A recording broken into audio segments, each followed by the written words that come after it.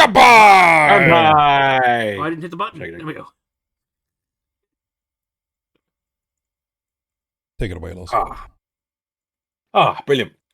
I remember this time. Hello, everyone, and welcome to episode 180 of Kanpai Cast. Thaylien, as far as I'm understanding, is still on an amazing holiday. Mm-hmm. So I am here, filling the spot, keeping the shoes warm, so to speak, for another week. I think it's just last week. Hopefully, he's back next week. And so I have commandeered this episode to a Loz topic. And so the topic of this week is Mecha still dead? And before we get into housekeeping, I'll explain why. This is, and I'm sure Nasuth or someone will have a link in the description of this video. This is based on two really good videos from Giguk. Is it Giguk UK or just Giguk? I can't remember how you say it. Just Giguk. Okay, Giguk. He did one in, I think it was 2018, and then one in 2020, talking about the mecha genre as a whole, where it was at, where it was going, and what was happening at the end of the decade, which was 2020. So it's now 5 years since then. Still amazing videos, by the way. Please go and watch them if you haven't. It'll help you on this episode. And so we thought we'd have a quick look at how is Mecha now that it's 5 years since, half a decade away. Maybe he'll do another video in 5 years' time to round off this decade. But how is the mecha genre going? And well, let's just have a discussion about it. So before I start, we have the housekeeping here listed on this lovely list of things I assume I'm supposed to read out. So the first one says to like, comment, and sub. There is an audio version of these podcasts, which is released on Spotify? No, I think it's released on... It's an RSS feed. Oh, it's an RSS feed. As a result, people basically hook it into whatever podcasting app they want, and then but it's automatically goes live with the main episode, and it pulls all the assets and everything from the main episode. So, lovely. Well, I'm sure there's a link in the description to access that if you would like to. There's also a Patreon, which is, I assume, Xenogelion's Patreon. Please do, if you can, support that, because he puts everything back into the running of his various shows. And the last one says streaming. What's that one mean? It's because we both do streaming sometimes. Yeah. Do you now? Relatively regularly. Yeah. I'm sure links are in the description of that. So both of them are streaming, mainly the video games. Yeah. Right, that's it. So what do we move on from there? It's Loz. It's showtime. Yeah. So, I mean, it's the introduction of the topic. You've kind of already done that, but I think maybe if we just elaborate a bit further on to... No, sure. So, so as explained, there is two videos done by Giguk 2018, 2025, explaining about the mecha genre of anime. If anyone doesn't know, mecha is people might think, oh look, mecha, it's silly big robots. That's it. Yes, on some level, it is silly big robots. Here is the silliest big robot, as you can see. It's in white, red, and blue. And however, though, it has had a massive impact on the anime industry. And anime probably wouldn't be in the same place today without the effects and the implications and the changes that have come from the mecha genre. And I would suggest everyone go rewatch the video. I'm not going to recap all the amazing points and the different. He gives it different time periods and what was the important one and the things that in that time period that then went on to affect other things. But obviously, I'll just cover a few of the more important ones of how over the years. Anime basically started with mecha, with things like Gigantor and Astro Boy. It's insane how old it is. Yeah. But obviously, you say it's got Astro Boy and Gigantor and things. But then the biggest change obviously would be with Gundam. Was massive, and it is massive today. You can't the anime industry in variety probably wouldn't be in the same state, or maybe not happen as much without Gundam. Just the impact is global. I mean, there's not many anime brands which probably have reached every country in the world and have a global impact as a brand. I'm not saying other things are, but obviously it changed things from being, oh look at the silly monster of the week, to hey, here's a war, here's both sides. Let's talk about political issues. Let's put the grey in the anime. There's not good guys and bad guys. There's just people having a war trying to survive and things like that. So it was really interesting. Then moving on. I know Xeno's not a fan of it. I'm not a fan. I don't know where Nasuth stands, but then there's the massive implication that is Evangelion and what it did. Again, equally massively merchandised, but a bit It's a bit quirky and weird, but it's really only the one. Like Gundam has a vast history and so many versions and stuff. Evangelion, aside from the remakes, really doesn't have. It may have a huge impact on the industry, but not to the same scale as Gundam, I don't think. Really. No, yeah, great. I don't know. Like, I think that's something worth talking about. I don't know. Okay, we'll get around to it then. We'll come back to it. No, we'll come back to it. So then moves into, I think the way first was like the golden era of, you know, the 2000-2010 period, where we had two massive shows really when it came to mecha, which had again genre defining things. We had oh god, brain. One was Eureka 7? No. Code Geass. Yes, Code Geass was one. That's happened to my brain, so I'm very sad. And the other was Gurren Lagann. There we go. You know, in that period, massive, very, very divergent shows of the variety that happened with mecha. You had one which was the silly super mech show with a galaxy-defining plot, you know, that scaled from 1 to infinity. And at the same time, then you had Code Geass, which was a very serious, very focused plot. Still had some magical weird elements in it, but still. Darling and the Franxx in there too, because that's later. Pretty big. That's later. Still 2010s, isn't it? No. I'm talking 2000 to 2010. No, Darling and the Franxx was like 20. Fair enough. 18-ish. Yeah. Yeah, because it's airing in one video and then it's ended in the other video, so he has a different view on it within his two videos, which is interesting. Yeah, so that's when 2010 to 2020 is where mecha just sort of just pans out a bit. I mean, I'm not saying mecha hasn't died. Mecha, I doubt, will ever die from the anime industry, but it doesn't hit the same heights. It doesn't make those massive impacting shows that everything I've just listed, those four I've just listed, have had. We're getting sequels, we're getting additions onto those same properties, but Darling the Franxx was considered to be, because it was going to be one of these, and it had impacts. I'm interested because, like, one of the bigger mecha shows that actually came out of Studio Trigger that I couldn't get on with, as soon as the ending happened, I got really salty, which is SS Gridman, right? Yes, there's the whole Gridman side of things with also Dyna Xenon, which is, I think, basically taking more tokusatsu stuff and turning it into more anime-oriented stuff. But like, I hated the end of SS Gridman, but it's got this weird following behind it where they've got like so many movies and things. So, you know, I think it's just not picked up as much in the West. No, I don't know. Yeah. No, I'm specifically talking about SS Gridman. And maybe.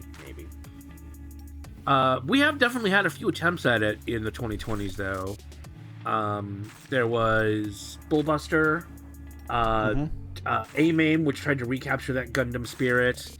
I was tempted if you want to go through the list of things. But do you want to say yours and then we'll talk about a few of them? The other one the other major one I was going to say was Rumble Grandall. That's the one. Then obviously Witch Mercury. Yes. Now, see, the thing is, Witch Mercury, I'm not saying it didn't have an impact, but obviously it's just more Gundam. It's more Gundam, yeah. It's not an original property like the other ones. No, yeah. Which in some ways I don't want to say like it doesn't. Oh, it's Gundam, therefore it can't have an impact, anymore. But at the same time, it is just more.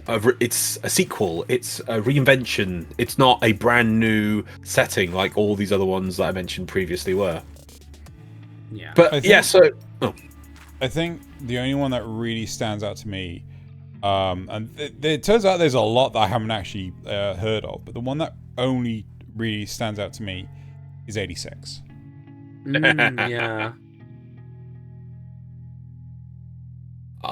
86 is an amazing show. I really enjoyed it. I assume we've not heard anything about any further sequels, though there is more manga to be adapted. But it was a very interesting show. That was different. But at the same time, I haven't heard it have any. When was the last time you heard anything about 86? I mean, I hear it come up periodically, even amongst the trash taste crowd, you know, they'll talk about 86 and stuff. Isn't Gigguk in the trash taste crowd? Yes, yeah. I'm not quite sure if it was actually Gigguk that actually spoke about it. It might have been like Joey that spoke about it and things. But even so, like, but yeah. Anyway. So I mean, you've got the list up here, and there is, I think, I'm trying to count how many Gundam shows there are on here. I think there's at least 5. Yeah. So this list here is the Mecha shows. Is this being showed right now? What's on the screen? No. No one can see this. No one can see this. Just our happy faces. No. So Nasuth is currently looking at I forgot about Megaton Musashi. Ugh. Yeah, I was going to say about that as well. So on screen now, what Naz is looking at is we did a quick anime list of everything, all the Mecha shows from 2020 to 2025. I'm sure we'll probably provide a link for this as well if you want to have a quick look yourself at what has come out. But I mean, there's another Gundam show. You know, the amount of Gundam on here is ridiculous. There is a few new things, but none of them have really been that amazing. Like Xenogelion Changed the World is an interesting one about trains turning into Mecha, and it's just kind of okay. There's a look at that one.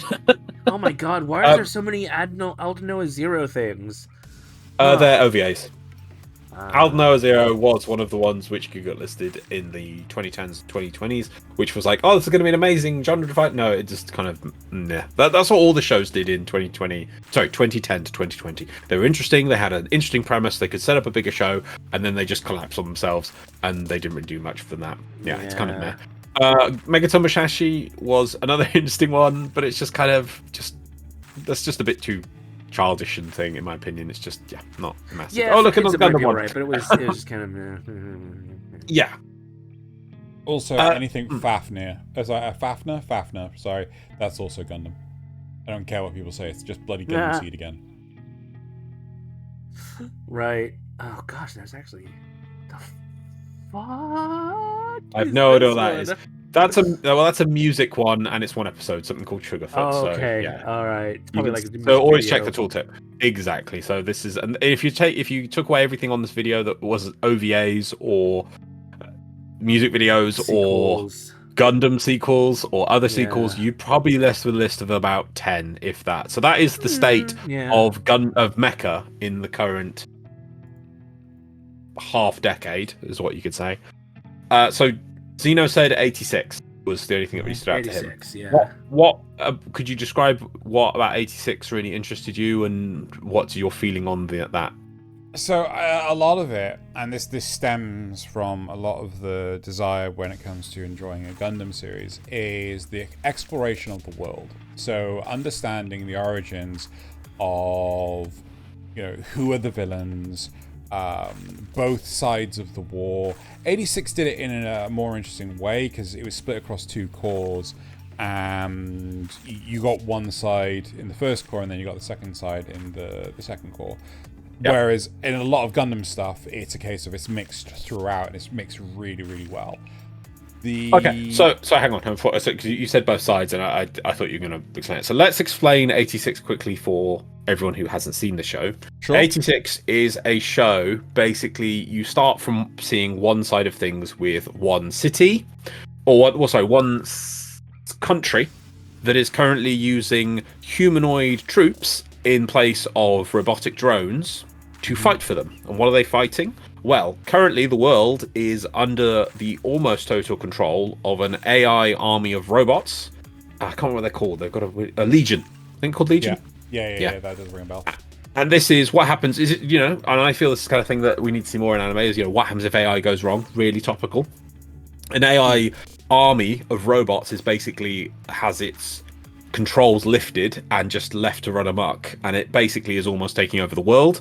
The first season focuses on one country where they're under the assumption that the robot AI had a failsafe that their computer cores would burn out in 5 years' time from the point they're activated. 4 years. Okay, 4. And so their policy is just basically survive 4 years, and then they think everything will be fine and they'll be sorted. Yeah. And so they're not using their own people to fight these AI robots. They're not building AI robots to fight the AI robots. They've basically created a subcaste or class of people who they've deemed lower than themselves to be used as biological CPUs, I think they refer to them as, for their war machines. They just refer to them as processors. Processes, So that's the one. yeah. So like the idea is that it's not common knowledge that the things piloting their own mecha is actually people. Yeah, they're just referred to as biological processes. And well, I think it's a bit of a grey area. Like they're aware but not aware, because they are. I think they're the 86ers, aren't they? Are they? Is that the people? Yes. Yeah. But that's only the military that are commanding the 86. Right. Okay. But still, the first season of the show follows one squadron who are being used basically as temporary cannon fodder to fight off this legion of AI before, in their mind, 4 years is going to be time. But they are literally using them. They're lying to them and saying they only need to fight for, let's say, 4 months and then they'll be free. But basically, they use them to their, when it comes close to 4 months, they just put them on suicide missions, so nobody actually survives. Yeah, I think it's 1 year, but the sentiment's exactly the same though. Yeah, it doesn't. You survive your year, and then you get to come home. By the way, suicide mission at the end. Yeah, by the way, you're getting close to the end. Your unit is being run down to only about 10 of you left, and your equipment's kind of being rubbish. Okay, so we're not going to resupply you. Super secret special mission that only you can do. Yeah. Yeah. And so, spoilers now. As if. Everyone should watch it. You think he'd be ready with that? See, I want to put spoilers there because it's such a good show and people should watch it. Great, really interesting character, gripping stuff with the choices people need to make in war, which are kind of mean things and heartless but important. So after the end of the show, they are sent on their suicide mission, and we move into season 2 when it turns out that even though the first country believed they were the only remaining country fighting the AI robots, turns out there are other countries out there. And just to highlight, the first country that built the AI robots are fighting their own robots. Oh yeah, also fighting. Also fighting. Because I swear, when you described it at the start, you made it out like the almost like the two countries were opposite each other. They are. The robots are in the middle. And no. The Wall Strait is like in the middle between the two. Both countries aren't aware of each other's existence. No. Well, I mean, we don't know about the first country. Sorry, second country, which is what second country is unaware of first country's existence. But we don't know what their political viewpoint is. Well, they're unaware of first country's existence until they get the 86 coming up. Can we go back to our original naming convention of not Germany and not Russia? Yeah, fine. So I'm getting, right. So great spoilers. So yeah. Right. So not Germany. I don't know what their knowledge is in terms of not Russia. No, right? no. So the Legion, not Russia definitely doesn't think not Germany still exists. Legion. The one that affects the Legion is to prevent long-range communication. Yeah. That's why they can't use wireless weaponry and everything. That's why they need to put people in the machines. That's why they got artillery but no fly-by-wire missiles or anything. But we also have like other countries to like the north, which is like I think. Not Russia. Is in awareness of some other neighbouring countries still in existence and communicate with them, but they didn't have any communication with not Germany. Yes.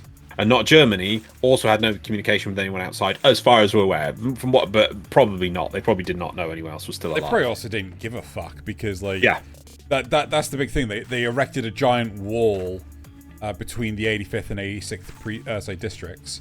I thought it was. I didn't want to say this because it sounds ridiculous. Because it's like, well, but the 85th is the whole way around their country, basically. No, the 86th is all the way around their country. Yes, but it bordered the 85th, so it's like where's the other 84? That's really tiny. It's really confusing. It's really weird. It's probably like really the central one weird. is one, and then it comes out in rings, or something like that. No, it's not rings. It's not rings. It's like it's really. To be honest though, I'm not even sure if the 86 actually goes all the way around the country. I think it might just be like the east side. But even so, it's crazy. Anyway. But should we go back second season is where our troops who have went on their suicide mission decided we're just going to keep going until we can find I was going to do that to see what out there, see if we can survive, and they basically meet up with not Russia, and then not Russia actually cares about their troops, provides them more things, and actually tries to come back and save not Germany. So that's the important thing. Yeah, there's the map bottom left there, Nasuth.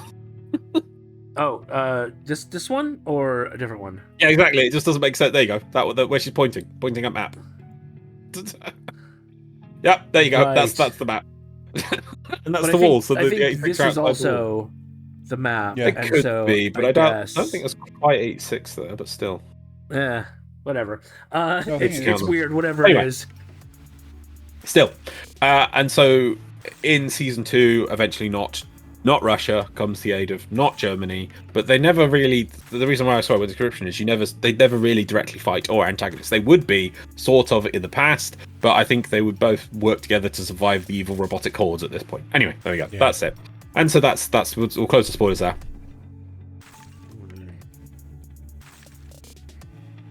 And that is our summary of the show, basically. Well, not summary, but the synopsis of the setting of the show. Yeah. But so what themes and things, and do you think it's done a good job? So I love the whole like exploration of the world and things like that. They don't just fixate on the one battlefield. They do migrate over to other territories and things like this, and I really love that. Like if we had more seasons, I would love to see that from other viewpoints, like other countries and things like this. Mm-hmm. But the show does suffer because this was like prime COVID territory, where I think the second core had 3 breaks because like they had to shut the studio down 3 times. Oh yeah, because there was an outbreak of COVID each time. And like you could see that they were struggling to produce the last, I think, few episodes, because they really start to drag out and things like that. Like not a great deal happens and things. And again, the last 3 episodes were aired, I think, 3 or 4 months later or something. So yeah, but that's the production problems. Again, like the whole idea of the camaraderie, the feeling of family, the whole existentialism of dealing with war, thinking you know your enemy and it turns out you don't. There's a whole lot to it that, you know, really appeals to me in terms of 86. It really does appeal to a more adult demographic as opposed to more commonplace mecha shows, which I feel really pander to the sales of toys. That's true. That's true. Yeah. And I feel Megaton Musashi is trying to do that kind of thing. 100%. Or maybe not toys anymore. Probably for something, a new setting. I wonder if it's selling an app game. I haven't looked it up, but it probably is. Yes, I think, yeah. Yeah, so that's the new thing. Oh, random side thing. I wonder if maybe I'll cover at some point. I know. Sorry, it's completely now. Have you guys heard that the EU is going to ban games from having an in-game currency you have to buy? Yes. Yeah. You guys are screwed. No, well, no, because it just Everyone's means that screwed, Nasuth.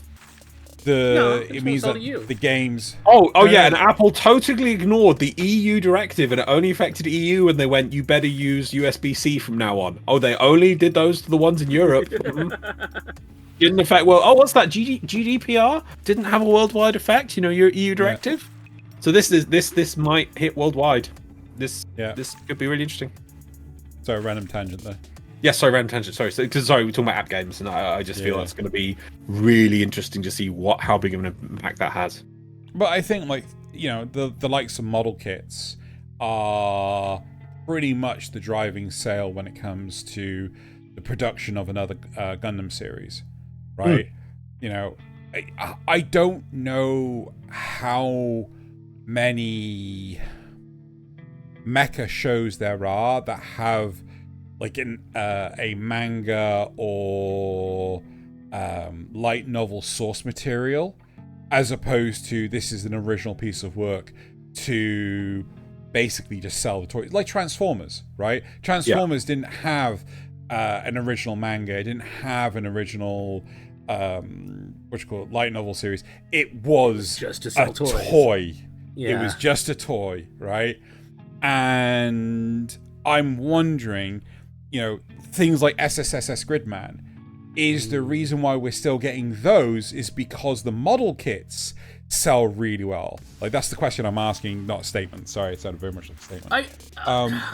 On the other hand, I don't think something like Bullbuster or Bang Bravern are here to sell toys. Bang Bravern, I think, is here to get you hooked on tokusatsu anime.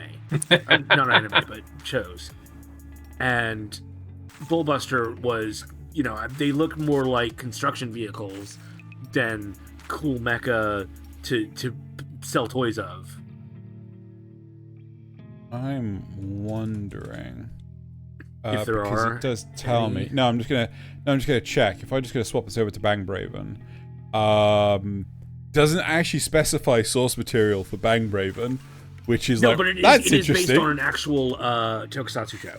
There is a tokusatsu show that preceded this.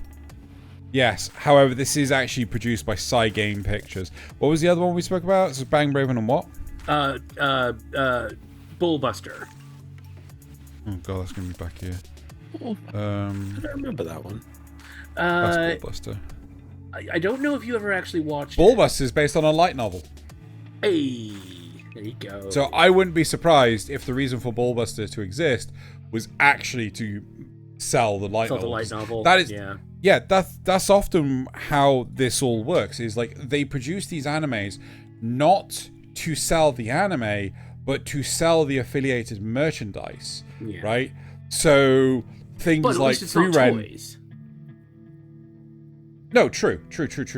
But like things like SSSS Gridman, I wouldn't be surprised if that's to sell model kits, right? 100%.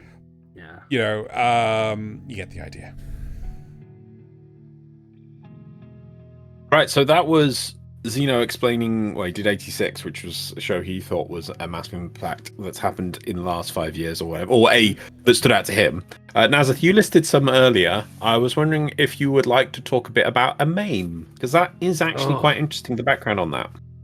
I mean, AMAIM is essentially a Gundam show without the space part of things. Instead of colonies versus Earth, or Earth versus colonies, or colonies versus colonies. Sorry to interrupt you for that. Sorry. Do we not, the background now, do we just leave that running, or do we, when we talk about particular shows, do we not pop it to the show, or do you just leave it running? We can pop it to the show if you want. No, it's because I've just seen that you've got Muv-Luv Alternative, which was something I was going to talk about in a bit, and I was just like, that's a cool picture right there. Look at that. Look at that. That's badass. Look at that. God, look at that. Isn't that cool? Badass. Good. Yeah. Yeah, go ahead and put it on AMAIM if you would. There you go. We got some. Sure, we got some. Why is that? Oh, that was that's Masato in the future, right? Okay. Right. So Bang Bravern, AMAIM. It's a world where Japan has essentially kind of fallen. It is now colonized by a bunch of other countries. You get like not Russia, not America, not the UK, and not China. And so they've all colonized different parts of Japan, and the Japanese people live under their rule. And then there's a secret project to bring about these AI-powered mecha that are, because they're powered by AI, like true AI, not just garbage GPT level AI.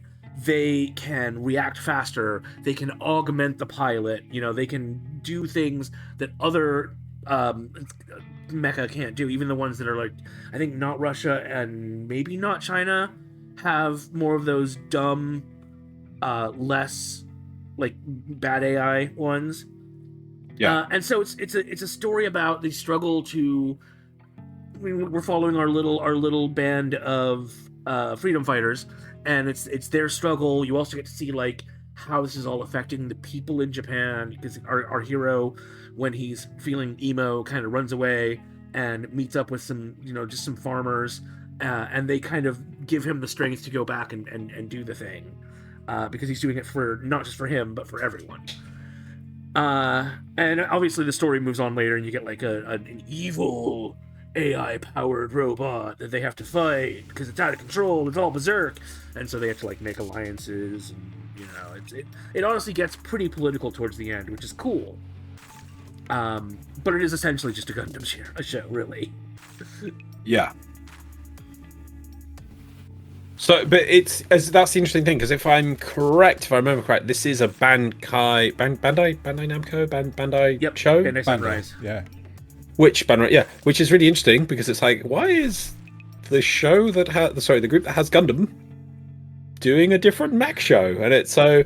I think it's literally because they wanted to leave the baggage of Gundam behind, because there's so much lore there, and they wanted to have something fresh and new that didn't necessarily have to involve space or any of that. Yeah, and that's why I don't know about that, because to me it feels more like they're trying to capture the spark again. Yes, but without the baggage. Yeah, but you say baggage, right?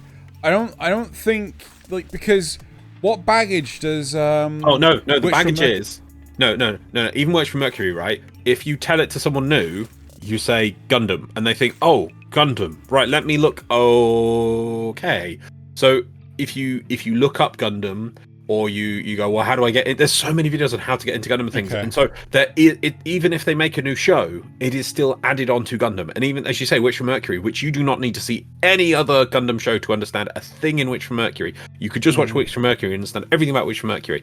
But that label of Gundam, even if you're just looking stuff up about Witch from Mercury, you're gonna hit more stuff. It's gonna interact with stuff to the side, and that's what AMAIM, completely different word, completely different thing. You've always got to have the masked character. You've always got to have the titular Gundam.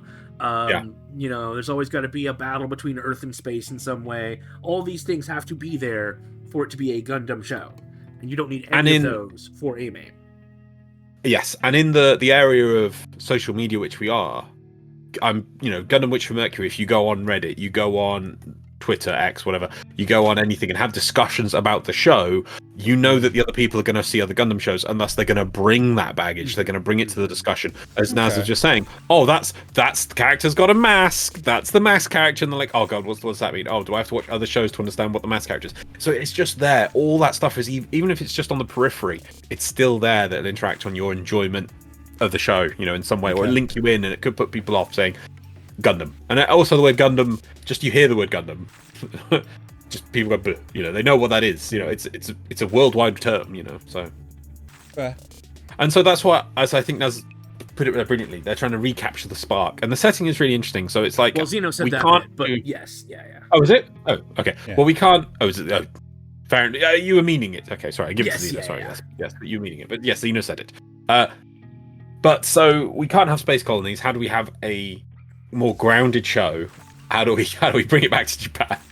How do we make it topical and interesting with all these different interacting factions? Place in the world. We have it that Japan has been conquered 4 ways. It's just really weird setting, because obviously if you put it that Japan's been conquered by one country, but there's interaction with the countries, it becomes a bit more broad and things. This show really wants you to see the people doing local stuff, how the different areas are governed by the different groups that are differently. Captured. Yeah, they are. Yeah, some of them have more freedom than others. Some of them are treated better than others. Yeah.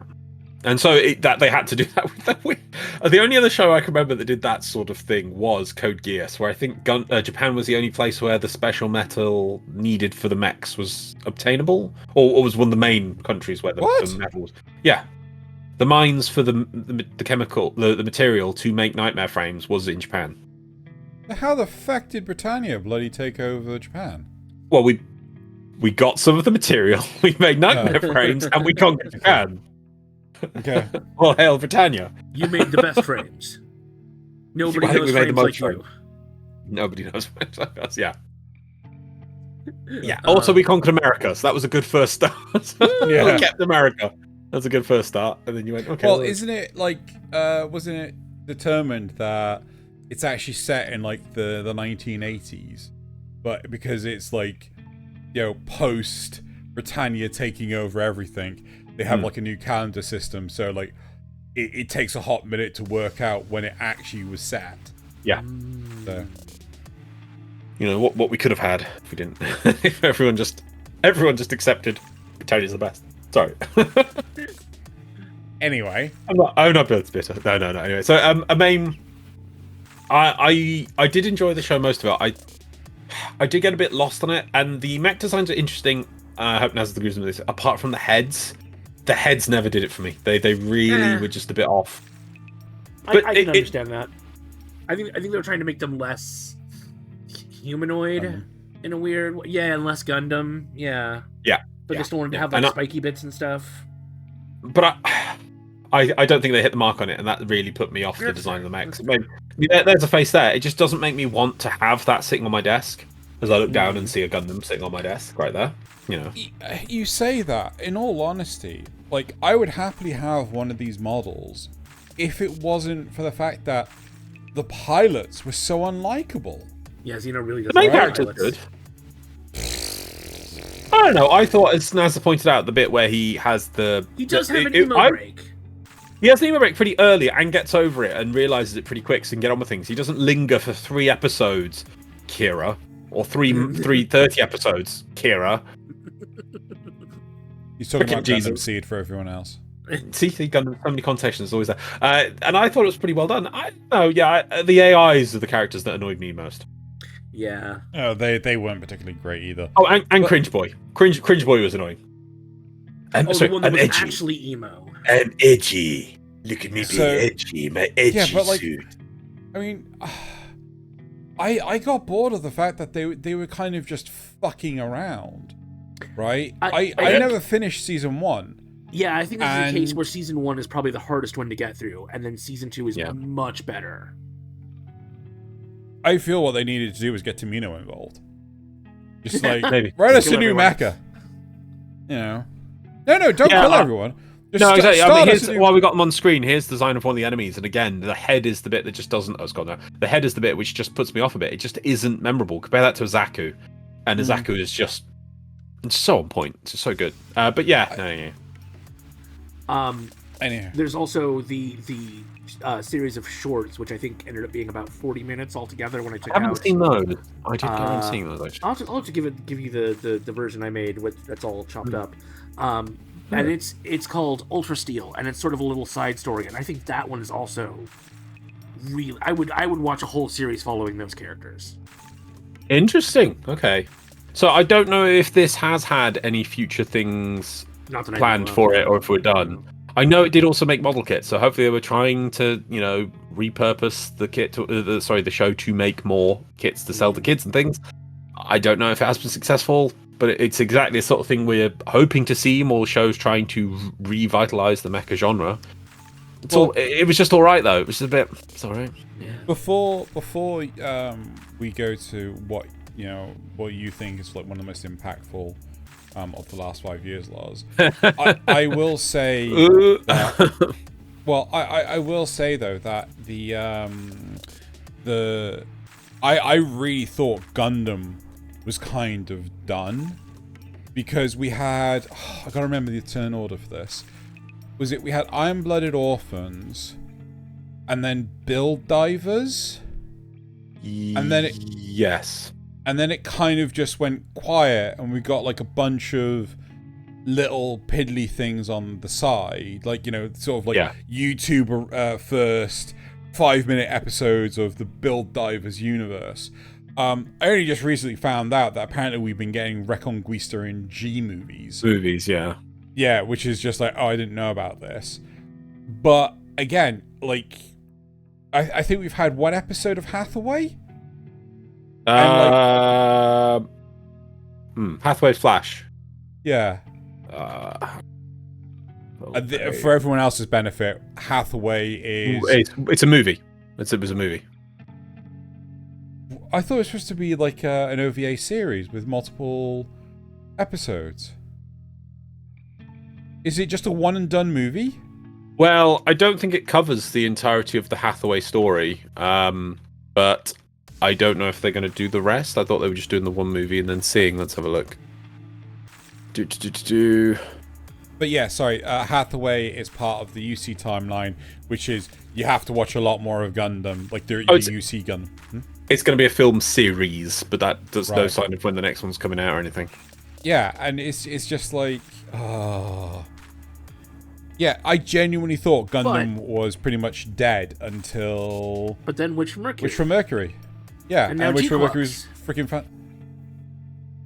Well, I'm not sure if I would count G-Quux. It's going to be a weird one. It's going to be No, because like no, but here's the thing though, that there are plenty of weird Gundams. Yeah, because like, there's loads and loads of build fighters.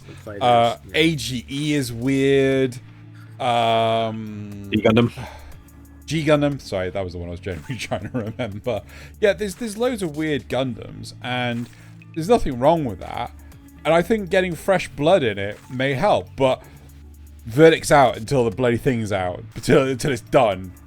Because, like, yeah, I mean, the ending could really ruin the whole series. And Blooded Orphans. Oh, God. Even in I think Nasuth the Gig Up video, he just pointed out how Iron Blooded Orphans just didn't hit the mark. What was before Iron Blooded Orphans? 00.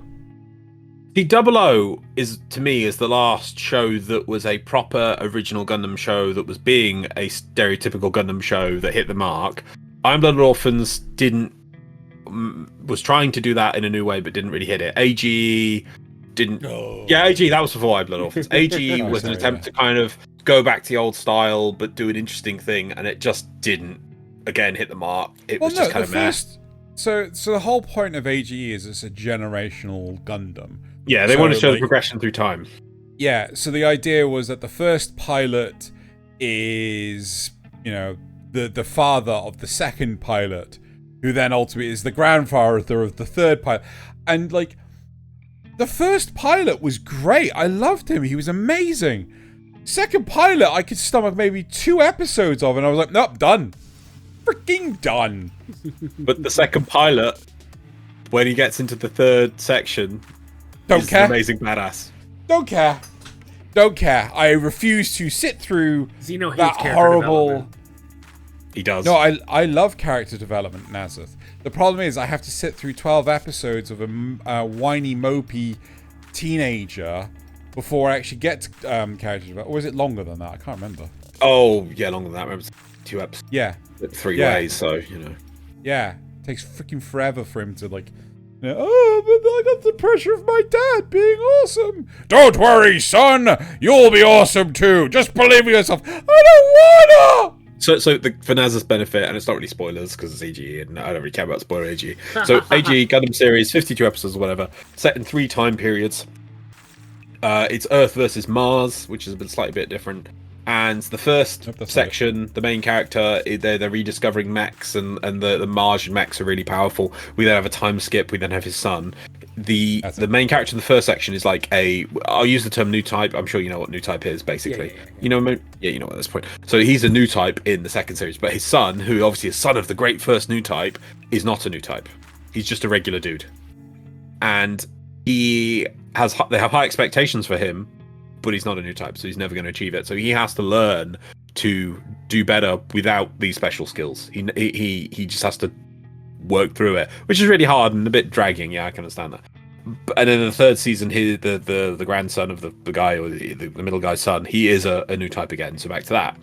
But just for Drew's benefit, that character who was really amazing in the first series, by the time he's a granddad, he's a complete arse and a horrible character and a terrible character who just literally wants to kill all Martians because they killed his best girl when he was a kid.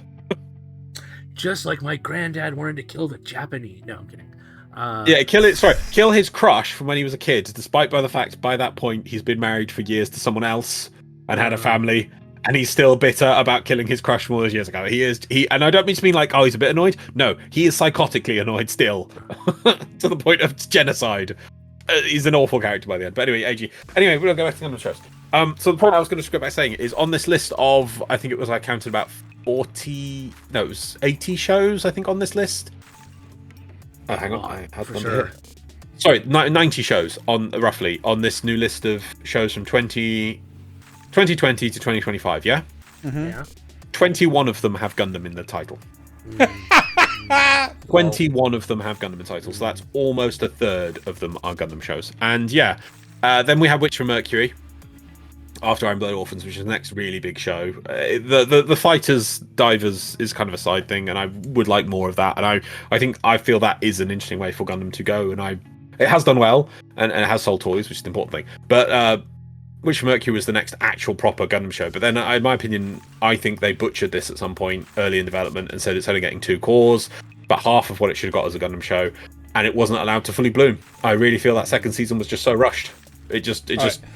I do completely agree. Yet I still consider it better than Iron-Blooded Orphans. Oh yeah. I to be honest, I'm not gonna lie. I actually like it more than I like 00, and I bloody loved 00. Right? Yeah, no. I'm not saying it's bad because it got cut short. I think I would say it was on par with 00, despite being short. But because it's short, it does lose that. Not one of the historic long-term Gundam shows because they were always 52 episodes. The original Gundam series. Oh no, that was okay. They cut just a few episodes short.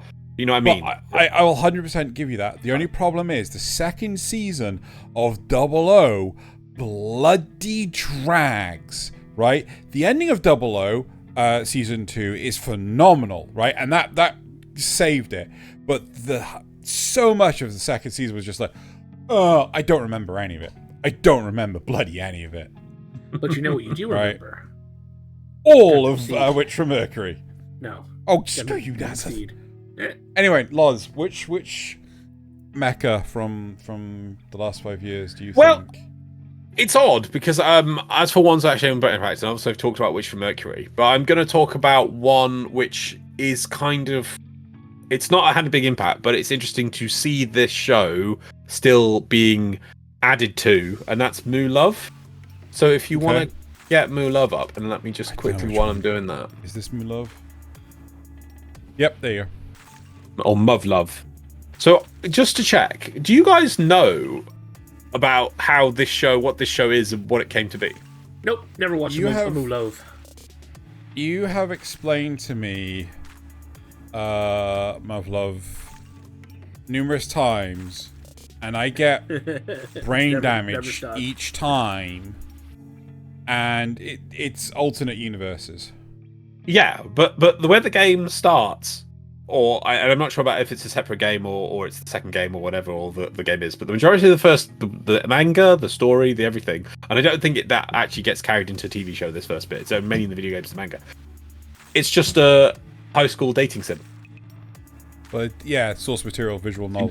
Seems very novel. No, but no, the world setting is a school with girls and the main character, and is he going to get with the girls? And this is pretty cool for a majority of it. And then there is the massive bait and switch. I'm not talking early on. This is deep. The massive bait and switch into the actual thing where we get changed into another universe where Earth is being invaded by aliens. Brutally. Terribly so. And the aliens are winning. And it's horrific. Nice.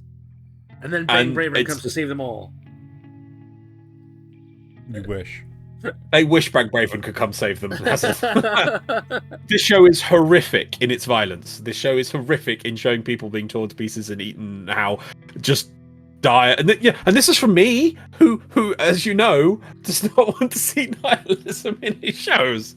But just that the mecha is really interesting and the setting is really interesting, and the fact that the way they set up the combat and things. So, but the thing is, this show, the original manga of this was from. In fact, I think the first thing, looking here, actually, the first thing was the video game. Do you want to take guess when? 2005. It's pretty close. Oh, the Xeno on the close there. 2003. And this has had several TV shows along the time, and it's interesting. I think one of them is even just a TV show that's not to do with the manga or anything. It's a completely different side story in obviously the Alien versus Mechs, because that's the main setting it's supposed to be in. And these were just randomly produced. But now, why would this show? And you think about Gundam lore. This show has crazy lore. This show has crazy sub-genres and settings and explaining the aliens to the nth degree and all the different things they do. It's interesting that we got this show. It's almost the reason why I put this show up, and I've talked about it, is that it almost feels like now that anime isn't doing the main frontline thing, it feels like it's clearing out its back catalogue. So to go back to a show like this, which probably, most shows within 10 years, if they're popular, get that show made. They get an anime adaptation, even if it's just one season of it. But this is 10 years now. It's over 10 years? Over 10 years now. 20 years. Oh, sorry, 20 years. 20 years. And yet, it's still got this produced, I think, 2021, 2022? But you have to remember that people who were growing up in the 90s, early 2000s, who saw this, are now of an age where they can potentially be in charge of getting stuff produced. And you saw that happen in a lot of American media too, where they were just remaking everything that was 20 years old. Yeah, maybe. I mean, because this is a big-ish, show in its own little niche subgroup, if that makes sense. Mm-hmm. It's not like it hasn't had no impact on things, but it has, and it's really interesting of a setting that they've put out. And it gets even more freakier with multi-dimensionals and aliens and whatever. And can I ask a question? No. So the system says that this came out originally in 2012. But I've got a Muv-Luv Alternative that was in fall 2021, which was 12 episodes, and a second season which was also 12 episodes that came out in fall 2022. Did they basically remake the show entirely, or have we got a FMA Brotherhood situation going on here, or what's the sit rep? My understanding, because I've seen some of the other ones. If the other ones are like Muv-Luv Unlimited or whatever, they're like side stories and other stories.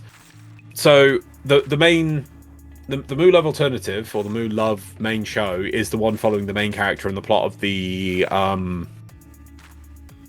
from the thing where he's the main character. He's going to save the world and everything, and with dimension hopping or whatever, and saving his girlfriends and killing mechs. But then there was another show which I remember watching, which is how I actually, for the first Muv-Luv show I watched, which is in the same setting where Japan is being invaded by the aliens, but it's just a completely different faction of the military and their development of weapons and the development of giant mechs and guns to shoot things. And so that was released in 2016-ish, 2012. There you go. And that was nothing to do with, it's the same setting, but not a spin-off. Yeah, there you go. Yeah, I think it's Total Eclipse. Like the spin-offs are Alternative Chronicles, Alternative Total Escape, Schwarzen Merkin, and Other? Who knows? Yeah. Several other pro spin-offs published as yeah, short stories. Total Eclipse is the series that is currently on screen, which is not... What? Sorry, I couldn't see on screen. Yeah, probably. Yeah. So, it's... Right, okay. So the thing that came out in 2021 and 2022, that's just Muv-Luv Alternative, whereas this... That's the actual story. That's the actual story. You'll probably see seeing Total Eclipse in the background, which, yeah. Okay.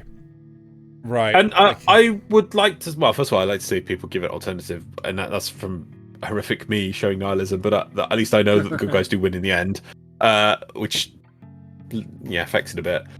Horrific though it is. So this is what an interesting point I was going to cover. That it is different. That it's just not what you would expect. I wonder what other shows or anime or manga. Sorry, what other manga there is with mech shows which we might see that have just been overlooked, and instead of producing something new, they're going to find something which was mildly popular in the past, and we'll get that made up instead. See, this is a good question, because I genuinely think that there is not much in terms of source material from Mecha anime that SAKUGAN. What? Remember SAKUGAN?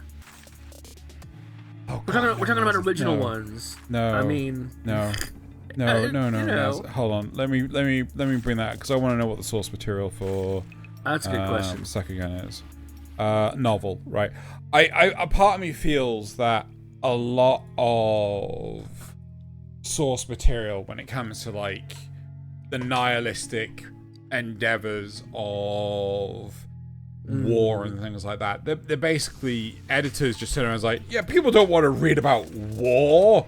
They want happy things, and we can't have Mecha in your thing. You need to make it about flowers. War because Gundam.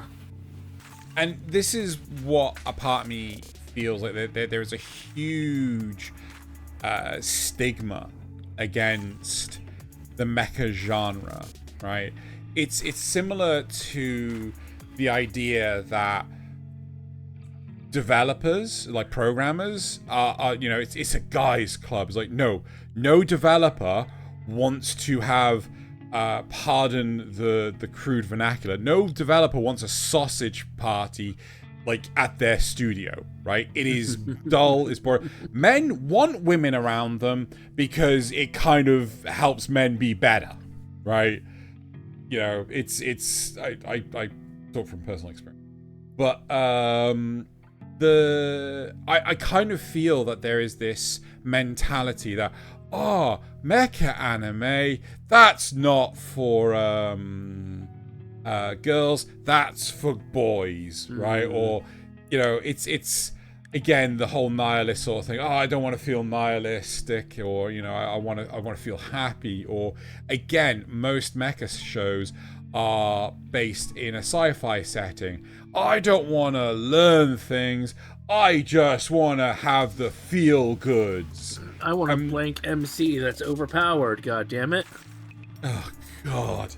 Right. And I suppose, as you're trying to point out, if you just have a blank, this is why isekais do so well, is you can just have a blank person who does amazing things, and you understand, yeah, person have magic power, I don't have any thought. But when its person has to interact with another object, the mech, to do stuff, there's that another layer of understanding and complexity that I have to get my head around, rather than just, oh my god, I love this guy, he's so OP. It's like, yeah, there's a mech, and the mech is OP, or is the guy OP in combination with the mech, or versus the opponent's mech? It's just more to it than, oh my god, he's over leveled compared to everyone else. Or, well, actually, one character that I think is like a really good self-insert, but like absolute terrible character in his own right, is the main protagonist from Aldnoah Zero.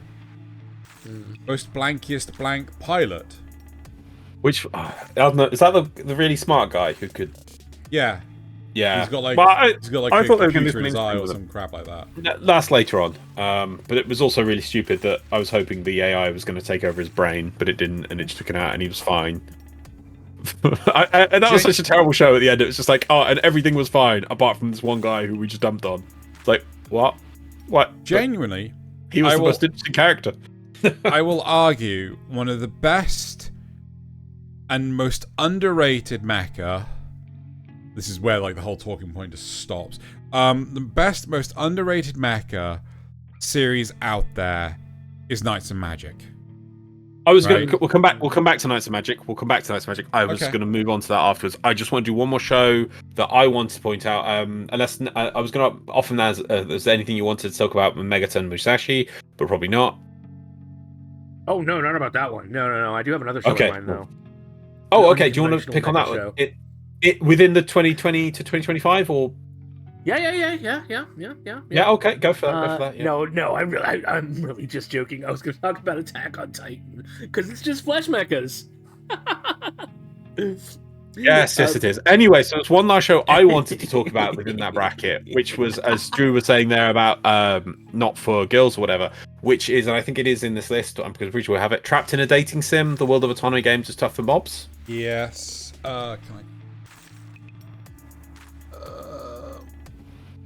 Do you have an icon for it, Nasuth? Why is nothing in alphabetical order? Why is nothing in alphabetical order? Damn it, Xeno. I think it's in their order. Nope, definitely not. Oh, I was going to say it's 2022 if that helps. Oh, it must be up higher. This is what the icon looks like. You must have this. Ah, there it is. Trapped in a Dating Sim. Thank you. It's Blanky Blank Man. He is literally on the next page. Literally on the next page. God damn it.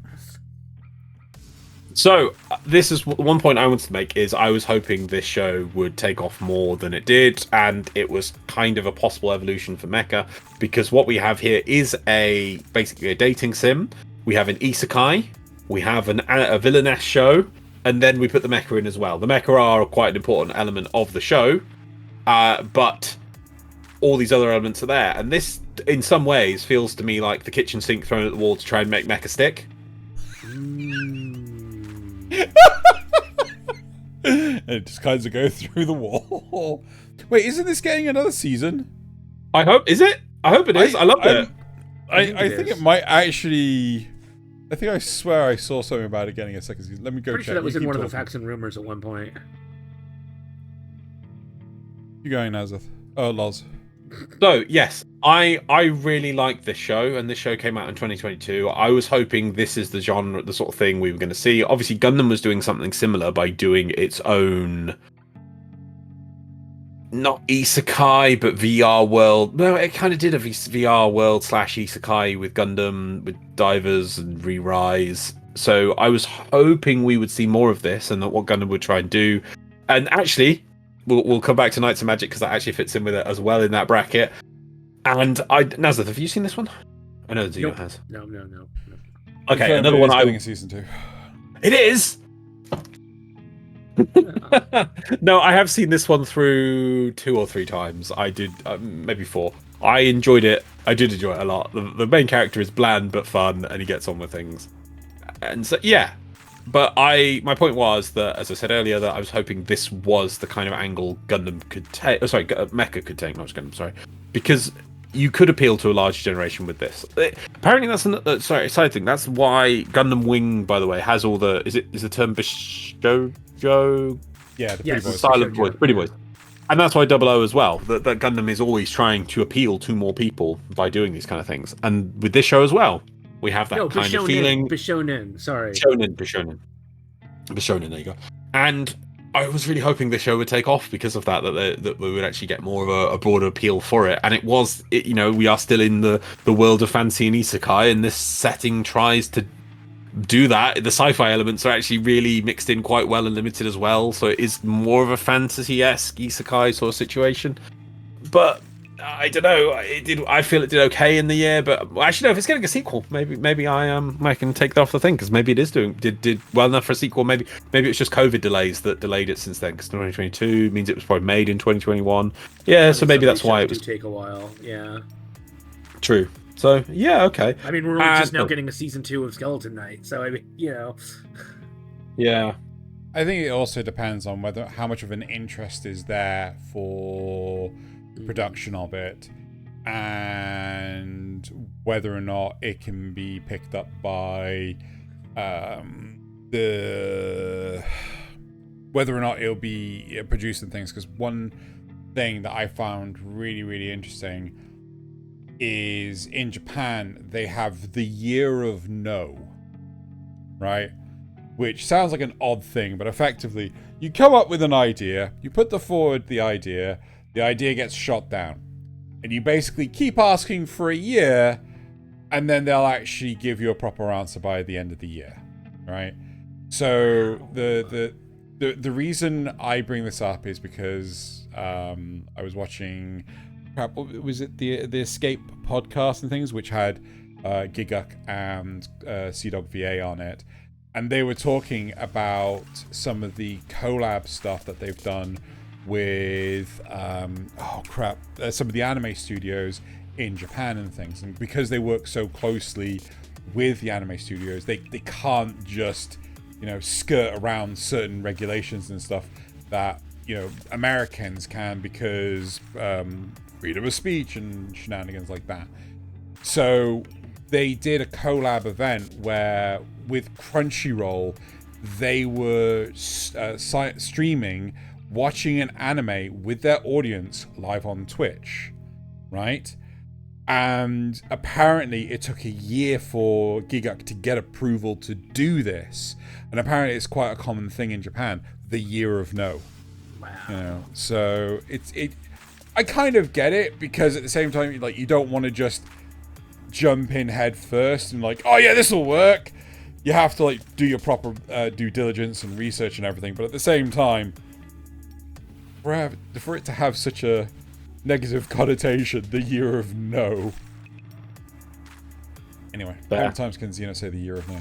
The Year of No. How about the Year of Yes? I thought it was going to be NOH. I was hoping for a whole different thing. No. Oh. Right, so that was the last point I wanted to cover about shows in 2020 to 2025 that I was hoping, interested in have done well, but haven't really made massive implication. However, seeing as this is also talking about another isekai mech show, outside or was in early or late, I think it's 2017. So, do you want to bounce into that because it is an isekai mech show? Yeah, boy. Something they could use to revitalize the genre. Well, interesting. I just had a quick look. I mean, I did check the manga, and the manga is out. The manga just covers up to what is shown in the anime. Do I say this? And how could the manga? Maybe the anime outstripped the manga because I read the manga, and it apparently ended in 2022. But I haven't seen any more than what's the anime. Anyway, but apparently the novel series is still going. So maybe there is hope. Maybe it's hope I find the novel series. Maybe. So I will bang on about Knights and Magic. Until the cows come. Right. Until the cows come. Bloody cows. Anyway, I think the nicest thing about Knights and Magic, which is something that most other mech shows don't follow suit with, is that it is happy, right? Like even though the fighting really starts later on, it's still not. It's still happy. Yeah. Right. It's still hopeful. And that's something that a lot of mech shows don't have. And I think this is what is one of the biggest turn-offs when it comes to mecha shows, right? Look at Gurren Lagann, right? Gurren Lagann had a lot of happiness to, or a lot of power, a lot of emotion, a lot of fight and spirit in it and everything. But in the start and everything of in Gurren Lagann at the like this one particular moment, I'm not going to spoil for anyone that hasn't watched Gurren Lagann. You know, it does bring down the tone, but it comes back up. That's not the only time, but that is probably the most impactful one. I would say. Yeah, but it's really important to realize that it's always pushing for this uphill happiness, right? You know, and that is throughout the whole of Knights and Magic. It's just like, you know, it's just one kid wanting to have fun, right? He wants to learn. He wants to grow. He wants to build Gunpla on real scale. Effectively. Yeah, effectively. He wants to build one-to-one Gunpla. And it's one of the nicest parts of the whole series. Or the whole genre, to be fair. But yeah, you just burn for more, but it just doesn't exist. I like that it's part Escaflowne and part I don't know,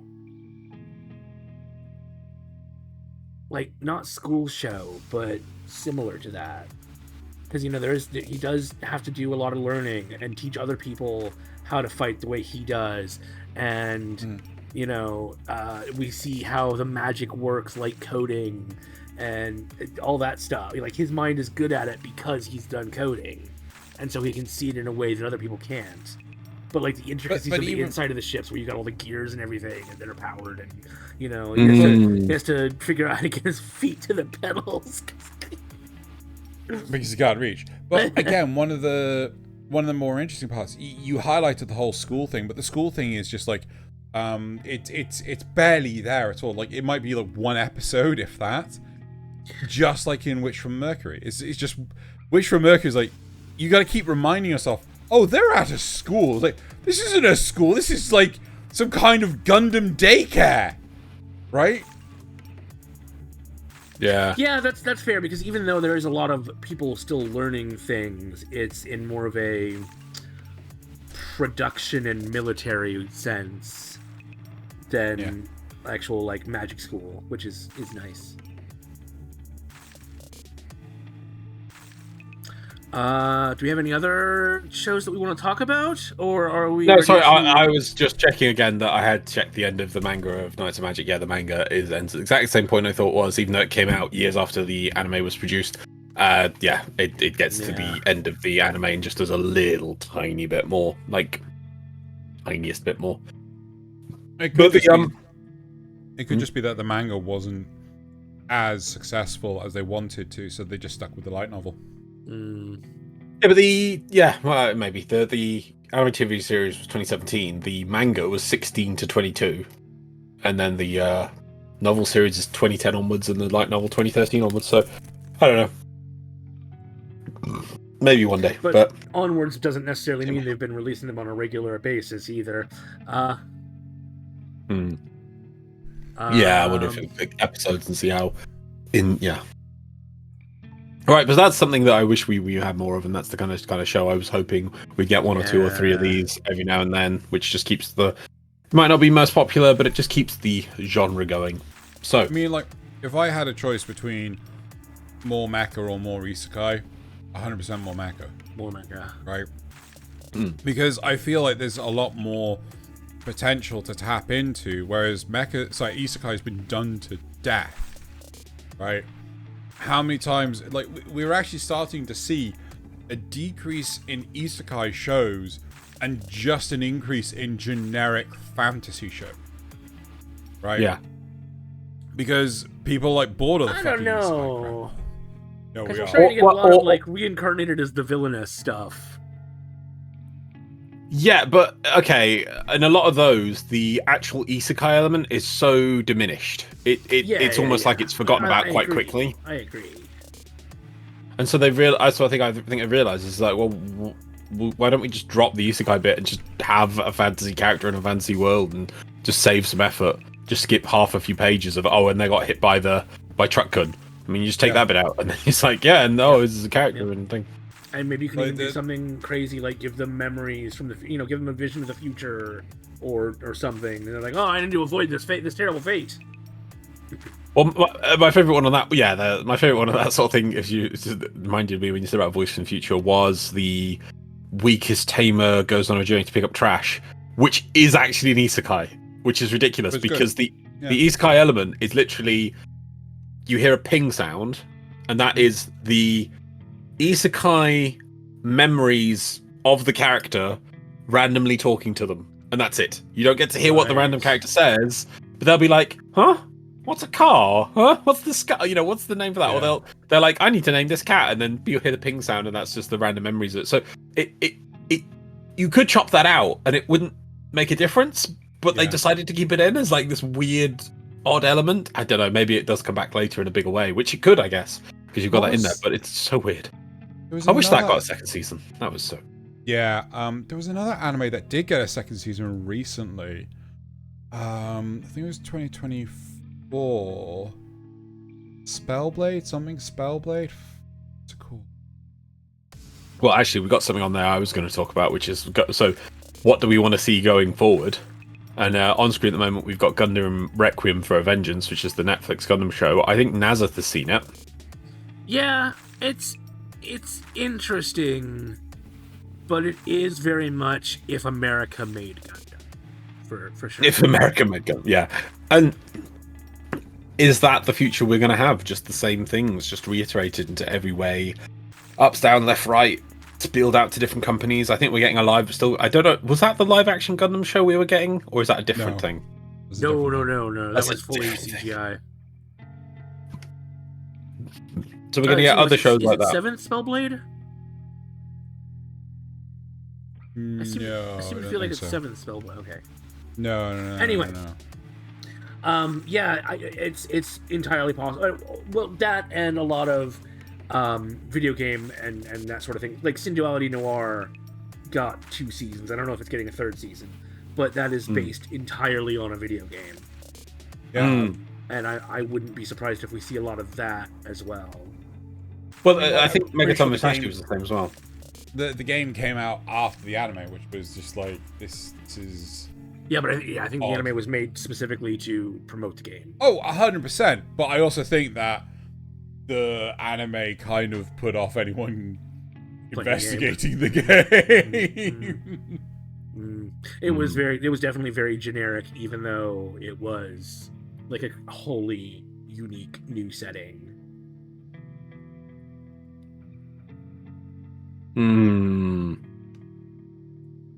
So, what would we like to see in 2025 to 2030 mecha anime wise? Would we like to just continue as we're going? Oh, actually, there's one that's coming out. What is the English name for it? Hold on 2 seconds. I'm just gonna. It's supposed to be coming out next season, I think. Yeah, airing in 12 days. Oh. Right, I am the evil lord of an intergalactic empire. Right? And the whole premise, as far as I understand it, is guy gets isekai'd. No shit. He gets reincarnated into a kid's body sort of thing, and ends up becoming this intergalactic overlord who is invading other planets, sending out waves of mecha and things, and he thinks he's being a tyrant because he was picked on and bullied and what have you in his past life of here on Earth. So he's like, no, I'm just gonna do everything bad, and he's actually doing good stuff. Like, he's wiping out this insect infestation on this one planet because if they're allowed to grow to a sufficient size, they'll start spreading to other planets, right? That, you know, they'll travel through space and things like this. So he wipes them out, and like everyone loves him for it. It's just like, yeah. So I'm interested in that, you know, and I hope that it does. I hope it does well enough to go. It's like, mecha good. In his last life, Liam lived as a moral, responsible person, but died deep in debt and betrayed by his wife. Reborn into the ruling family of a vast interstellar empire, Liam knows that life is divided into the downtrodden and the ones who do the stomping. So this time he's going to take what he wants and live for himself. But somehow things refuse to work out that way. Despite doing his best to become a tyrant, Liam's decisions lead to nothing but peace and prosperity for the empire under his rule, and he just gets more and more popular. Mm-hmm. That sounds amazing. Yep. Ah, good. I want to see more weird stories like the Big O. I want the Big O that was kind good. of mecha to come back. What with mystery and intrigue? The art style was amazing, and I love the Art Deco feel of it. But yeah, so great art style, industry. It's a super robot, more intrigue, than like a real robot, but yeah, you know, but still kind of grounded, because I mean you had the mechanical controls, you saw how many operating, and it was kind of It's got the piston arms, you know. It doesn't just super punch thing or rocket fist them. It actually has pistons that, you know, do the attack, the hit. Yeah, you know, has a really weird, interesting sci-fi story that is really hard to grasp unless you've watched it at least twice, I think. Part of that might just be bad writing, though. Who knows? But yeah, I want to see. I want to see anything Eureka 7 in the bin. Anything Eureka 7 in the bin. They're still making Eureka 7, Loz. There's still I've never seen movies. Eureka 7. It's awful. It is so bad. Is it that bad? Okay. Right. Imagine, right? And this I'm gonna happily blame Evangelion on this, right? Blame this on Evangelion, right? Imagine you have a world where you have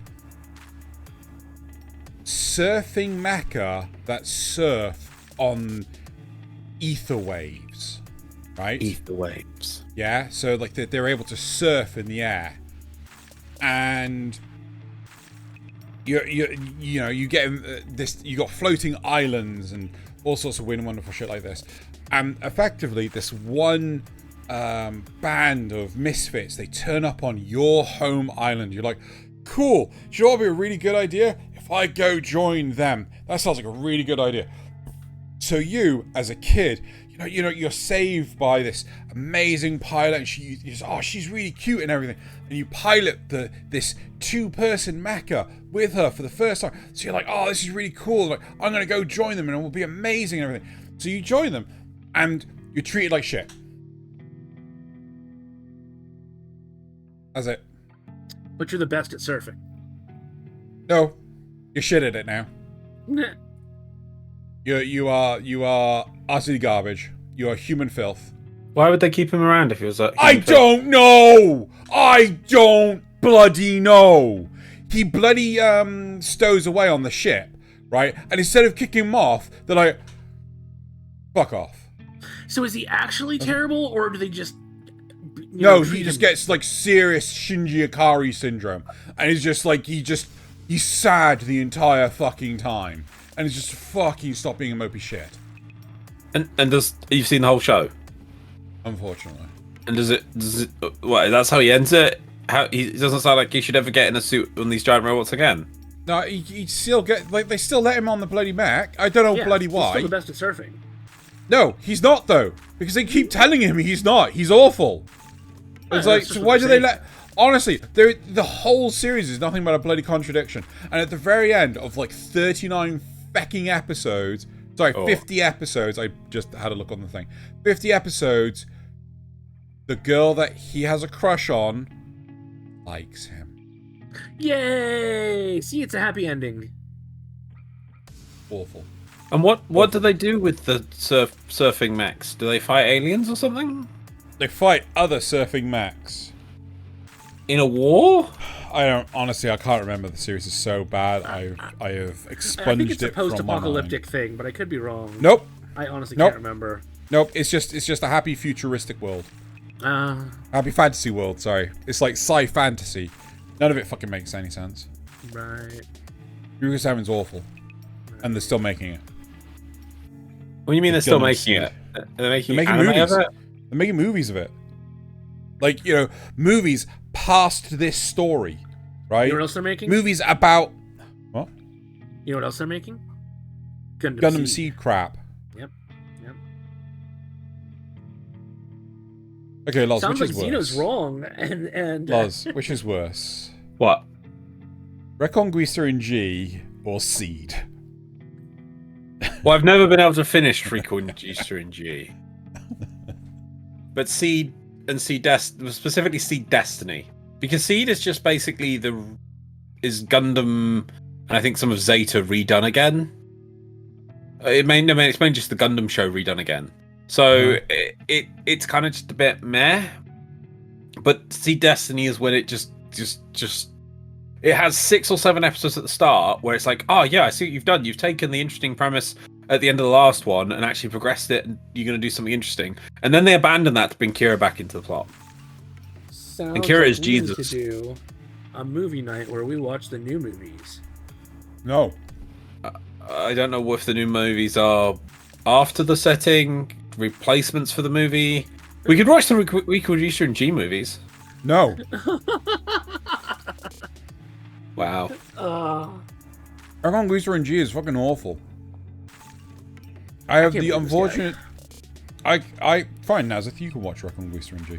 It has the prominent thing of a Gundam series which you have finished and I have not, which is very, very rare. Yes. I'm actually rewatching Gundam Wing. It's so bad. It's so bad. I can't believe I liked it when I was a kid. Okay. There's so much filler. There's so much filler. If you think Gundam Wing is bad, right, you are going to have a brain hemorrhage. I'm sorry I'm making light of some serious medical conditions. You're going to have a brain hemorrhage and just be found...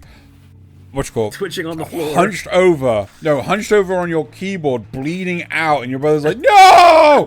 Then he'll look at Reconquista in G, and it'll just happen to him too. Even the cats who don't understand it will look at it and be like, yeah, and they will have brain hemorrhage. Like, there's one scene, right? There is one scene in Reconquista in G that makes no fucking sense whatsoever, and it is a perfect Ghibli moment, right? Where this character is running up a flight of stairs. Have we not shown Nasuth this? I swear we've shown Nasuth this. We probably have, but I'm going to describe it for the audience. Yeah. I'm describing it for the audience, right? This character, the main character, the pilot, the titular pilot of the titular Gundam. Was it the only Gundam? I can't remember. I think it is actually the only Gundam. Runs up a flight of stairs into a solid brick wall. Proceeds to fall down. And proceeds to fall down. Yeah, he proceeds to fall down the stairs. And it's just like, oh my god, there's a wall here! Nasuth, you haven't seen Die Buster, have you? No, I keep meaning to watch it, but no, I haven't. No. It's not quite as good, but it is still good. Yeah. Well, I feel like in some ways Gurren Lagann is channeling Gunbuster in terms of escalation, just not how fast it escalates. They do the same poses. Yeah. Oh yeah. Well, that's the guy next pose. Yeah, that's true. So, I'm genuinely interested in anything our audience has to say. Like, what's your take on Mecha? Do you find them? Why do you find them that way? Do you like them? Do you not like them? Why don't you like them? Why do you like them? Which is your favorite Mecha series? Do you agree with the whole they're too nihilistic? Is Reconguista a steaming pile of crap?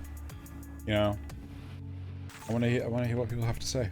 Well, actually, one point before you go on to that sort of thing, I was actually going to point out is that one of the things in the Giguk video he explained is obviously that mecha and shows came after World War II and the massive impact that had on Japan, and then for the longest time we've kind of been at peace and that is probably a reason why a lot of the downfall of Mecha. He does also blame it on idols, which is quite funny, but it's interesting because also Nasuth mentioned Gundam Wing, and as a kid, I know that Gundam Wing has a hell of a lot of filler, and I wonder if it does have movie versions because that'd be good. But I it's a 50 episode series, so some of them are just complete filler where there's no mech turning up, and I remember as a kid just hating those completely, being like, oh, when do the mechs turn up and shoot each other? And yeah, I bet if I watched them now, I'd probably be like, oh, this animation is terrible for repeat stock footage and things blowing up and things because it's very limited. But what can you expect on a high detailed show that had a lot to produce and things? But my point being, I remember as a kid it doesn't explain in detail, but it was really interesting that it went into the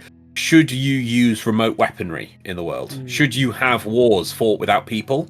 And as a kid, I think that was the first time I kind of got exposed to that concept. And it does do a good point of debating that in the show. The concept they have is mobile dolls, which are mobile suits, giant robots, which are not piloted by people anymore. So you're having wars being fought and people being, defeated, and not a single person is involved in one side of the fight at all. And these mobile dolls are really effective, which they would be for drones, because an AI is pretty effective. And in today's world, that's more relevant than ever. We literally have drone warfare now. We are that was the whole point of AMAIM as well, right? Yes. Actually, you can make a good point there. AMAIM did the same thing, about drones. Yeah, they do, don't they? They have the Shadow AI. Yeah. They start mass producing that. Shadow? They had basic AI before that, but once they start mass producing the Shadow AI or whatever it's called. Is it Shadow? I don't remember, honestly. The evil AI. The one evil AI, yeah. Once they mass produce that and use it in things, but and so it really surprises me that in some ways we're not getting more of these things, because that's the kind of thing that if you play Gundam now, I know as you're saying, it's really boring and there's points which don't make sense and things, but there are some debates in there which is I wouldn't say it's very boring. Topical. I think it's very fun. There is some boring episodes. There are some boring episodes. It's bad fun. It drags because it's filler, and I bet if you could chop it up, it'd be good. But so we're also the closest in robotics than we've ever been to having a mech. And so we are in the foreseeable future, we could have a fully drone humanoid war within not far off. And so it's quite surprising that we don't see more mech shows. I mean, don't get me wrong, yes, I know that the inverse square law means mechs, as we're seeing them, for instance, here, are very unlikely to be effective weapons and tools. But that doesn't mean we can't have smaller mech shows. Mecha, just, combat biosuits. You got Takuman Blade. It's not far off from Mecha. Suits, Yes, yeah. Which are very closely linked, and they're equally. You don't not seeing very much of those either. Yep. So I just find it really weird that we're not getting any of that coming up. Yeah. I honestly think it's because, there's no source material involved. So you're saying there's a bit of a lag, so that the reason after World War II, obviously we didn't get the anime right away, and that it takes time for these to have an effect on people. That then somebody goes, "Yes, I must shake my magnum opus onto paper from this concept of today." I think it's not just also... that, but okay. So to tell you, the original design of the Guyver was to be more of a tokusatsu akin to Kamen Rider. It wasn't supposed to be biological in any way, shape, or form, right? It was all supposed to be like mystical, cosmic powers, hocus pocus crap, like Kamen Rider, right? And when the editor received like the draft copy of the Guyver, the editor turned to him and was like, "We're not going to do this because this is too similar to Kamen Rider. You need to come up with something different. You need to make it unique and things like this." So I would not be surprised if someone comes up with a concept for a mecha, manga or light novel or anything, hands it over to an editor goes, "No, this isn't going to sell." The end, right? I think there's also a case of, with World War II, you had very clear good guys and bad guys and a very decisive end, right? But in the conflicts we've had since 2001, it's been more like Vietnam, but for 25 years. You know, it's still going. I was shocked how long Vietnam actually went on for. Yeah. I always forget the. You make a good point. I mean, how many years was that? It was. I thought again it was like 5-6 years, but no, it was 19 years. 19 years. Yeah, the Vietnam That's a War. lot longer than I thought it was. Okay. Yeah, exactly. Yeah, I was shocked by that still. 19 years from 5 months, 29 days. My word, it's just huge. So yeah, and I think that's harder to get your head around to put into fiction in a way that audiences can consume easily. They like their good guys and their bad guys. They don't like their morally gray areas. But that was the shift that Gundam made the whole industry on. Was having showing both factions being people, both factions having goals and drive and failings as well, and that it was grey as into who was the good guys, who was the bad guys. That was the whole of what Gundam was built on. You know? Though I agree with you, and I think that is one of the most amazing parts of both Gundam and even 86, which is where I started this. I do completely agree with Nasuth. I think if there is a clear us versus them, good guys versus bad guys, I think that is what would readily lead to revitalization, more acceptance. Yeah, I think an easy way, and this is quite possibly why power crap Gridman has actually taken off, is because it is monster of the week, right? Right.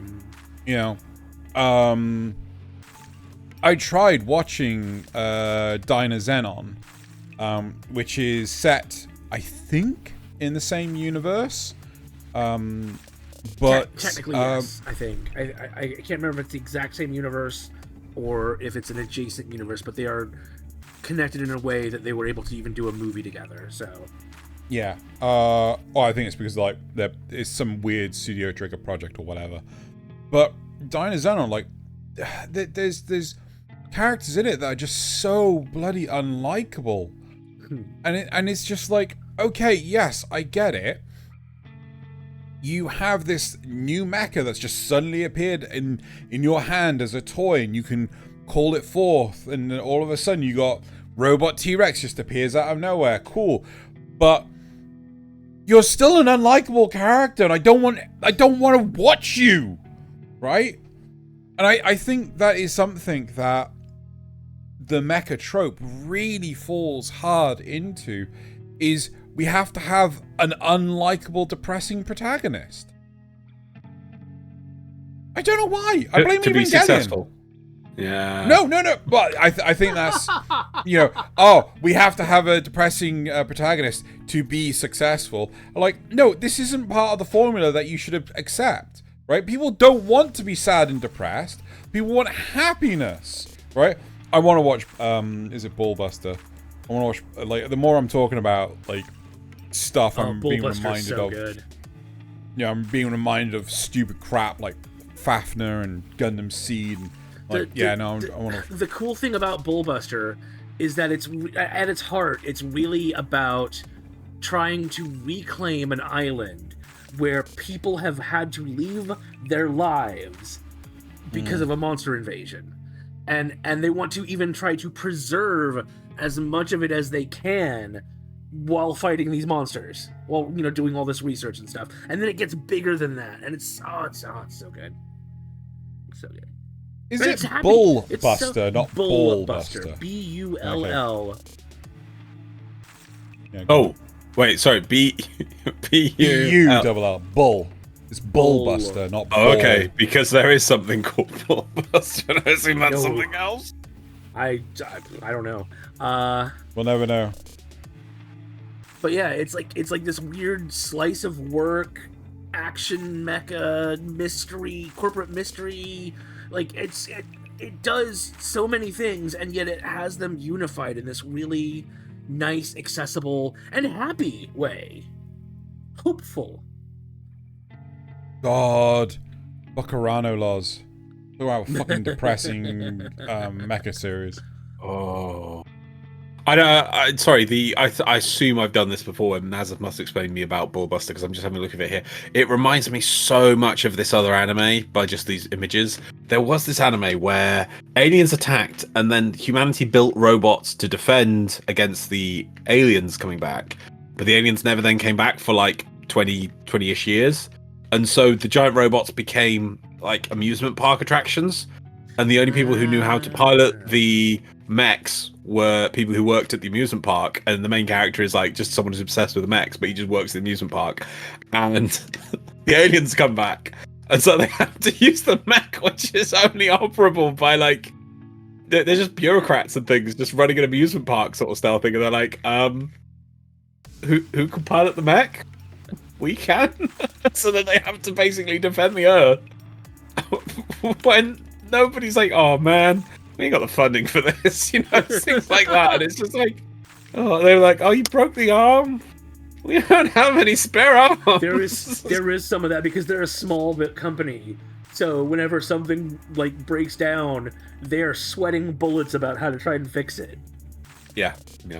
It's so much fun. Oh, God, I have got this up. I will have to watch this.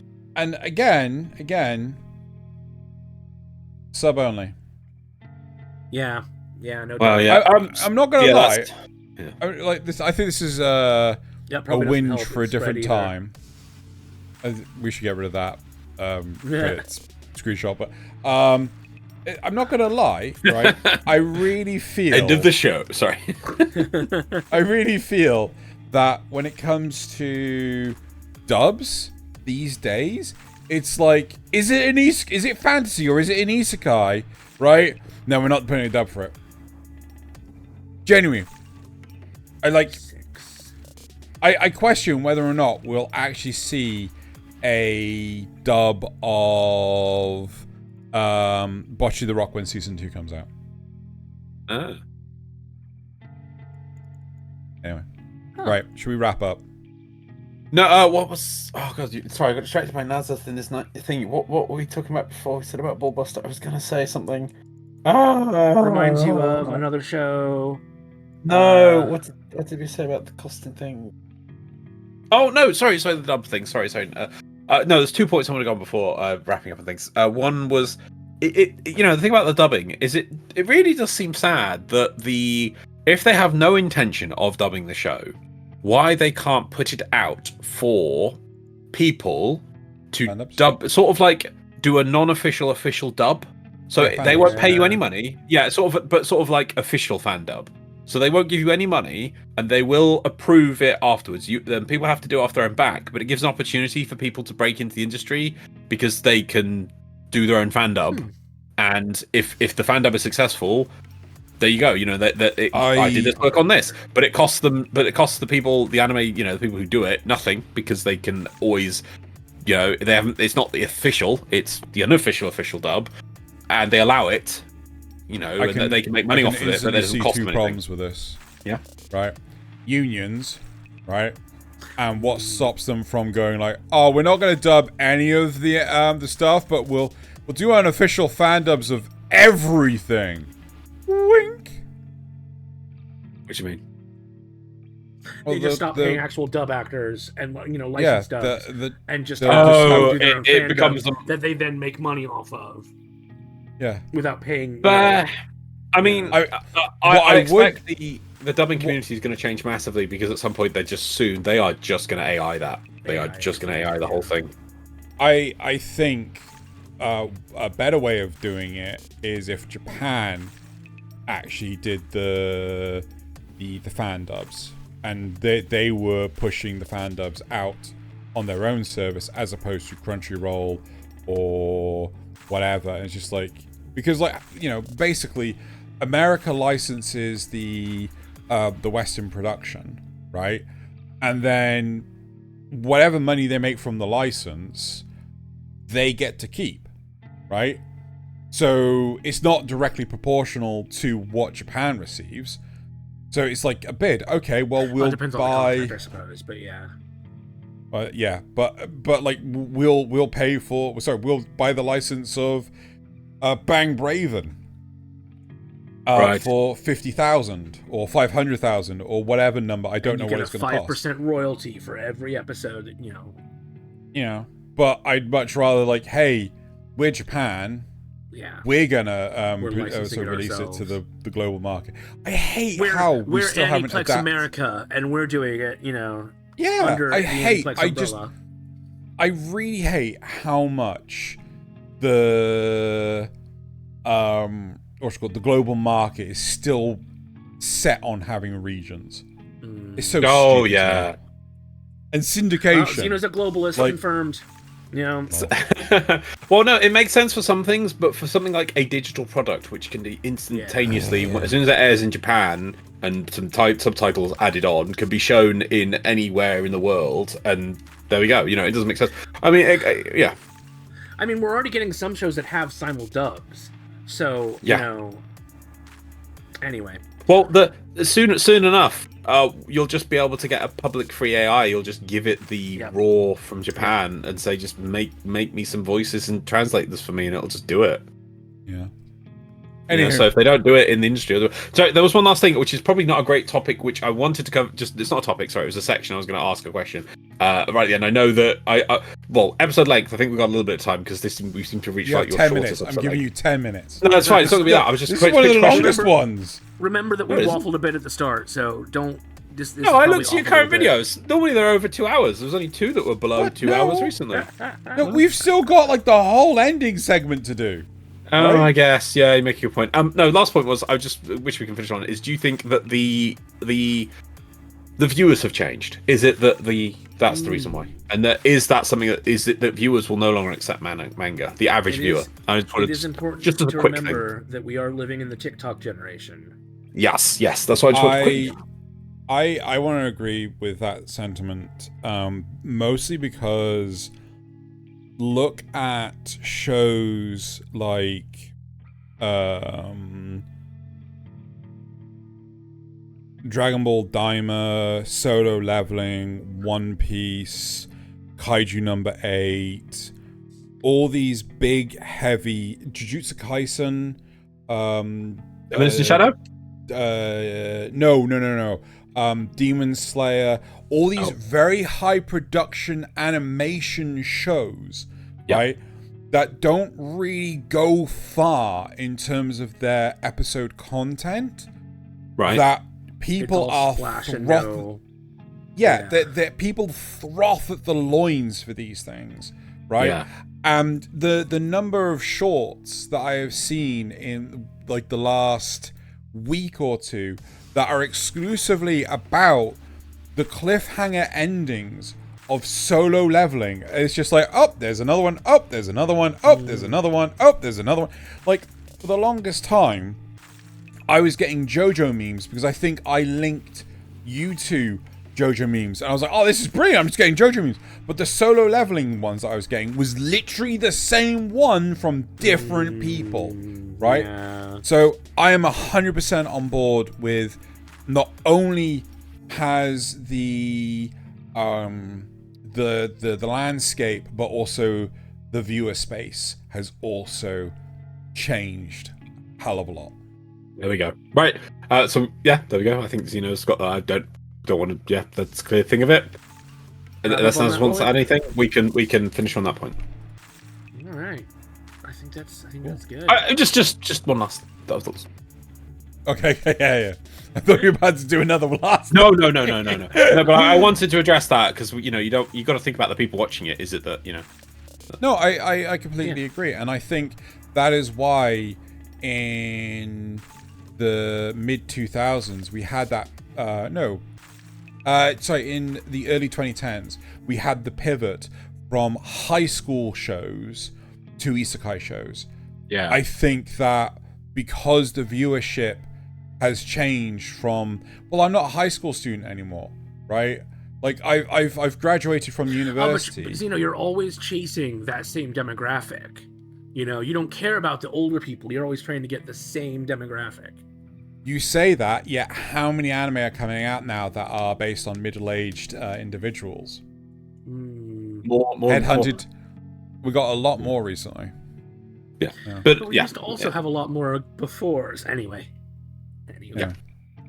We shall moving on to the supporter questions. Right. So wow, expands. Yes. Yeah. So first of all, Zrugel asks, it is now time for the supporter questions. So while I'm getting them ready, you folks can at home can make sure you're subscribed to the channel, like the video, and share it if you can. It really is the best metric for you to show YouTube that you like what we do. That's somehow a question. Yes. Yep. Like what we do? Also asks. Yes. Zrugel also asks, what's the best kind of fry? And by fry, I mean French fries here in America, or chips for you in the UK. A bit of fry and lorry. Damn it! I was gonna say Yancey fry.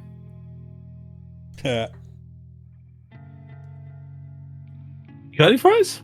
Curly fries are good. Curly fry. Actually, if I had to pick a real one, it would be so it's the restaurant's called Rally's here. It's Checkers in other places, but they have amazing seasoned fries. Oh,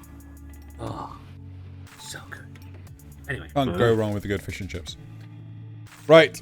Rye and the couscous plus coffee equals null asks, would you watch an anime based on A Midsummer's Night's Dream, but Oberon was a proto-frame, voiced by Kevin Michael Richardson, Cleveland from Family Guy, and directed by Ron Clements of Treasure Planet fame? My God, Treasure Planet, so done dirty, such a gem. No, but if it was voiced by Nicolas Cage and directed by Ron Howard, you're on. I mean, I was just gonna say, isn't that kind of shit? What's the damn Ancient Magus Bride? Ancient Magus Bride makes me. I love Ancient Magus Bride because it is another country looking at England from the outside of like what they think England's like. And I love that all this historic stuff that we have, which we just ignore and things. And I would totally love to see more anime. I would love the entire Shakespeare set of stuff to be made as anime. It could be so good. Macbeth as an anime would be amazing. Yeah, Othello as an anime would be amazing. Richard III. Yeah, they can make so amazing anime. Yeah, all the Richards, all the time. No, they may. Not Romeo and Juliet though. Nobody wants that. Because that's all that gets done. It's like there's so much other stuff to do. Sorry, moving on. Even Shakespeare in Love was really just Romeo. Anyway, sorry. Yeah, Nasuth Senpai asks, would you watch an anime with the title "That Time I Got Reincarnated as the Hero of Time" over and over and over again while the princess just sits on her ass? give it a try. I watch all these guys. He does. It's a Zelda reference. Just cool. Thaylien on Holiday asks, given the manga of The Legend of Zelda, Twilight Princess is one of the best manga created. Would you be willing to read it instead of playing the game? Yes? I fucking hate Zelda games. Right?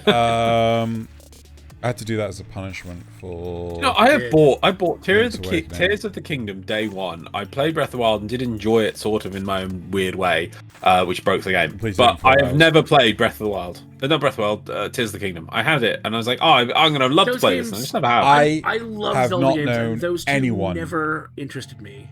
I have not known anyone to complete Tears of the Kingdom.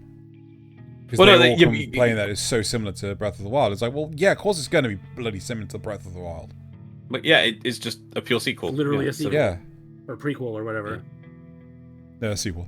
Thaylien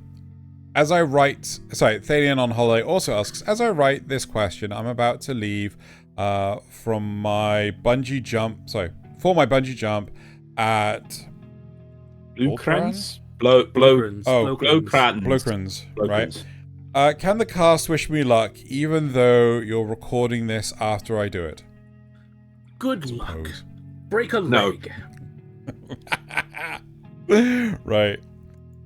Moving on. God, if he actually breaks a leg, I'm going to feel really bad.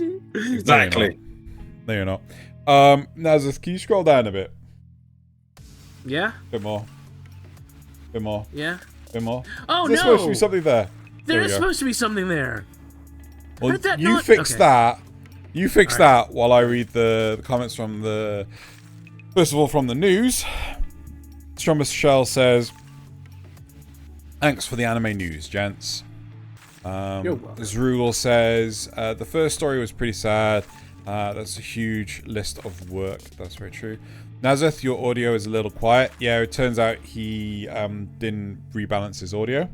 Claymore live action. Excuse me while I gag a few times. Gag a few times. Well, I don't think he liked Claymore. And solo action is always bad. Or live action is always bad. I kind of like Call of... is that true? Is the live action always bad? Almost always. Almost always. And then I kind of like Call of the Night. I think I'll watch season 2.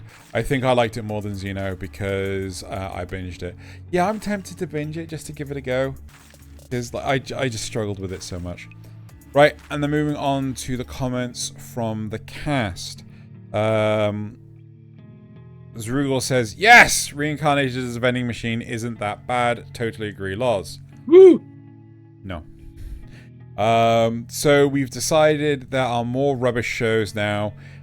If for no other reason than from volume. Yeah, I kind of feel like that. When talking about gushing over magical girls and woke shifts in tone, but would anyone look at these magical girls being nice to each other? Isn't that what Sailor Moon is? Yeah. No, I'm asking a genuine question. Touché. I'm asking for a friend. Yeah, exactly. Yeah, that's probably what it is. Yeah. Right. I've heard of the isolation rooms before, and I definitely think they can't take your phone from you. This is high school. This is high school. Well, no, the thing is, they don't need to take your phone from you. Wait, what? Isolation? What? We literally spoke about this last week. Get a signal. We did? Yeah. So, like, basically, because Japanese companies don't want to pay you your severance pay, the idea is that they put you in a room. Yeah. But the thing is, all they have to do is, like, put weird impurities in the windows and block the signal. Like, I can't remember. Oh, you assume they get a window? That's cute. Oh, no. So, like, they just do it to the whole building, right? Oh. Because when I used to work... No, when I used to work at the university, they decided to replace all the windows with these windows that were good for... Oh, like polarized? No, good for like protection against UV rays and all that. So polarized. But it completely fucked with the communication equipment of the communications lab, and the communications lab were begging, please do not put these in the building. All our research will be ruined, right? Yeah. And it's just like, no, we're gonna put them in. So they put them in, and they had to start again. They lost, I think it was 10 years worth of research because none of it would line up anymore. Anyway, I don't know if I finished this. No, it's high school detention. Yes. Yeah, this is high school detention, and yes, I think it'd be okay with getting paid for sitting in a room all day and playing on my phone. However, for a creative or driven person, I can see how that would would be torture, getting nothing done, or to not be allowed to work on your own vision. Yeah, I mean, it would drive me nuts. I'm pretty sure they can take your phone away in high school detention. Just gonna. That's what thing. Sorry, that's why my brain was like, wait, are we talking about like school isolation classes? Yes, you can take away. I could do that when I was a school teacher. Yeah, because the point is detention is a punishment. Anyway, if I could make an anime, I'd get a few people together and have them play D&D for the story, and then animate that. I mean, isn't that not a bad idea? Isn't that Critical Role? Yeah. Oh, crunching. Still a great idea. Microphone. Sorry. I'm hungry. Some of the memes were hilarious and awesome, while some were pretty niche, and that's okay. Laughter is the real prize. That's very true. True. And then John Michelle says Thaylien didn't interrupt anyone this week. Yeah, very. It's true. It's crazy. Wow. I miss. They didn't only interrupt people. You know, you're both terrible at it. Oh dear. The pair of them are awful. You put up your finger and like, oh, I want to say something. Oz wants to say something, right? But they just, bleh. He just blah. There you go, Thaylien. That's what he thinks of you. You're just blah. He just blah. Yeah, he just blares. Yeah. Yeah, he just blares. Right. I miss how matter of fact Loz is about everything. It's okay if it's done right. True. That's our motto. Okay, I miss how matter of fact Loz is about it. It's okay if it's done right. I think being matter of fact is okay if it's done right, and you do it right. What do you mean by matter of fact? What does that mean? Very informative. You bring facts to the table. You don't get you just caught don't up in make like the emotion of it or anything. You lay things out nicely and neatly. You believe in science. You've got all your. I believe in a thing called love. Out. You do believe in a thing called love. Just listen to my heart. Skydiving is jumping from a plane. Base jumping is jumping from a tall structure or a mountain. I'd want to wingsuit jump. Good luck. Remember what that was about? No, that was the Patreon question. Yeah, we talked about bungee jumping, skydiving, or base jumping. And I thought base jumping was somewhere. Yeah, without a parachute, but I was wrong. Yeah. Oh, right. Yeah. Now it's time for the best part of the show. Memes! Woo! Most of our memes come from Reddit, although this week apparently got all of his from Instagram. We, of course, also take viewer memes. You can drop into the Discord. There's a channel for it. We don't see it beforehand. Somebody kindly gathers them up for us and drops them in. And this week we have 2 viewer memes. So, we need more viewers to bring us memes. Winter exists. 10-year-old me pretends I'm a dragon. Brilliant. Yep. Not wrong. Oh my god. Patrick Starmie. Gary Doss. Quirtlewood. Pika Sponge. Oh dear. God. Goodness me. I would watch that. Right, on to my memes. Feeling cute. Might stop time to mess around with people later. I don't know. That's awesome. The eye is brilliant. That looks amazing. We will be making a new isekai anime. Any suggestions? Harem. overpowered MC. All of that, but the MC is also a girl. No. Wow. Yeah. But then he gets isekai'd into... Anyway. Warhammer 40k lore. Me, who just wanted to understand the memes. Oh, great. Yeah. Walking out of an exam feeling like you aced it, and then getting the actual results. I actually never felt this. I was always pretty good at tests. Why is I'm feeling like you aced it, getting the actual results right? I have had that. Yeah. I always felt like this, right? Until I got to university, I'm like, I have no idea. I'm just gonna hope for the best. That's it. I will definitely say I had this even recently on my I had to do a health and safety exam, and I thought I abso-freaking-lutely was like, oh man, this is going to be like 100%. I crushed this like 3 ways from Sunday. I got my actual results. I'm like, but I answered all the questions. What? I still passed, but I was not very happy with my right. Watching an anime dub. Me watching an anime in Chinese with Japanese subtitle and an IRL translator to read me the subtitles in Hindi that I record and then put in Google Translate to translate to English. That's how you do it. What the fuck? So when I was a kid, a little side story. I never actually watched it, but my brother told me about somebody, one of his friends, who had a copy of Monty Python's Holy Grail on Laserdisc, right? And so they used the Chinese audio and then had it translate the subtitle, or use the English subtitles of that.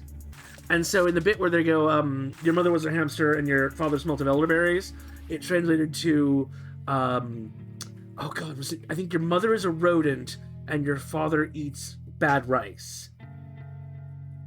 That's okay. Anyway. Yep. My favorite one is Star Wars Backstroke of the West. Yes, Backstroke of the West is amazing. Which is the Revenge of the Sith with Chinese subtitles retranslated back into English. Yep. Right? Yep. So you know the part where Anakin's like, no! Translates to, do not want.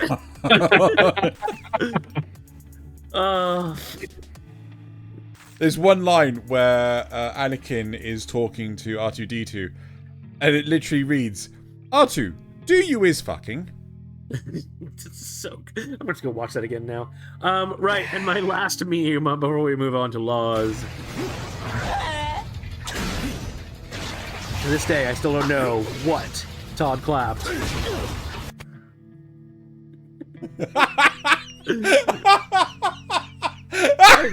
He clapped them cheeks. It's Toto, but yeah. Toto, yes, Toto. Sorry, Toto. I think he clapped them cheeks. Clap them cheeks. Right, on to laws. Okay, the first one is just Berber. Oh god, Berber. Because Berber, huh? That's from something official, by the way, and I'm just like, yep, why is Char holding a Berber? Okay. Have you seen the one where he's driving a car? Yes. It's like you think why is no? It's still massive advertisement. So the next one is called Waffle and Legal Weed Gundam. Crossbone Gundam. Who are you? Another Gundam. I'm you, but with waffles. But Nasuth probably won't understand because he hasn't watched G Gundam. Understand. I do understand. You told me about this before. Good. Yeah, because the American Gundam is like a boxer, and yeah, it's crazy. It's a boxer, right? Yeah, football player. Yeah, American football. Yeah. Yes, but the Crossbone is an actual from the series from Crossbone Gundam, but the other Gundam. So the goal of G Gundam is you have to there's a preliminary thing which is time based. Your Gundam is defeated when you lose your head. Any Gundam which succeeds in surviving the preliminary time period gets to go to the finals. And this is Netherlands Gundam, and what they did is that it transforms into a windmill, and so it spent all of the preliminary period hiding as a windmill.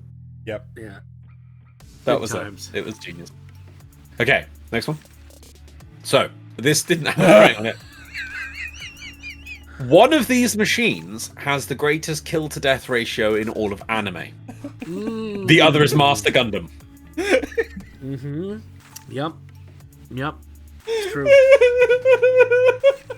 There is only one. It is the most dangerous monster. I went on a bit of a G Gundam spree. So anyway, Yep. So what part is his middle name? Naming your kid something trivial. Naming your son Undefeated of the East. Yes, that character is referred to as undefeated. Backstroke of the All West. the time. Backstroke of that's what I thought was ridiculous to say that. God. Yes! America. Space Congress spent all the money on the Liberty Beam cannon. Space America, we still haven't socialized healthcare. Yep. Yes, that is America in G Gundam because America. And then something completely random for the last one. Oh What? my god. I want it.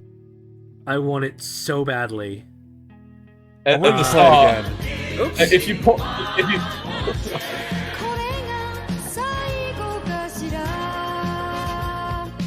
Shoot, I can't pause it. Yeah. so loud. So the thing at the top, if you pause it, I mean, if I you can't not pause it at the start, I can't pause it. Okay. No. well, at the top it says Mobile Suit Garfield. I have Mondays.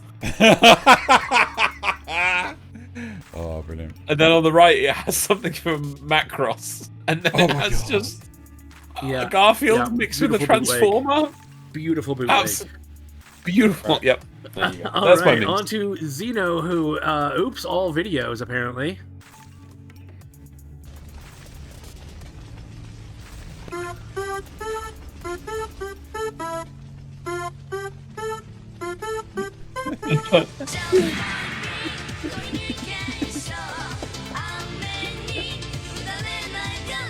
I will give it to Gundam Wing. It has an amazing intro. Yeah.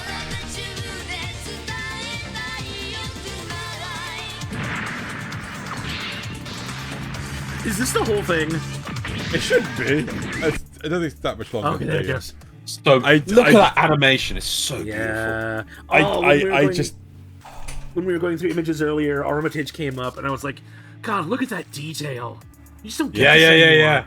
I didn't Yeah. know what Armitage was, saw it, and I've got a tab open. I'm like, Armitage 3. I'm like, okay, let's Make go sure you look at watch that. the actual episodic version, not the Polymatrix. Yeah, so there's two movies. One's a compilation movie. So it's Polymatrix and I think Dual Matrix. Dual Matrix is an actual sequel movie to the series. But don't watch the movies, watch the series, the episodes. Watch the No. Watch the actual Armitage the Third series. Yeah. Right? And then Which I watch think is Dual like 3 Matrix. episodes. They watch Yeah. Dual Might be Matrix, 6 not episodes. Polymatrix. Yes. Yes. Is Polymatrix the series cut down? Or Compilation. something? Yeah, it's a Yeah. compilation movie. Horribly cut down. It's my curse. Literally. I can't take this off ever. Genius. The next one Light isn't not It's my curse. Yes, sorry. Literally. Fuck, now I gotta go through all this again. Take this It's fine. off ever. Okay.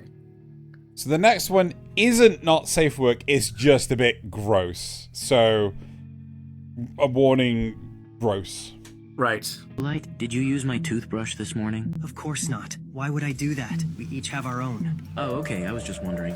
How could he have possibly have suspected that I used it? It's not like he knows the taste sure of I've my seen this saliva, and I put it back exactly where it was. This idiot thinks I don't know what his mouth tastes like. I'm always one step ahead of his dumb ass.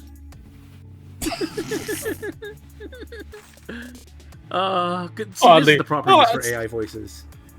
It wasn't very rude or anything, Xeno. No, but some people like you'd be triggered by that kind of thing.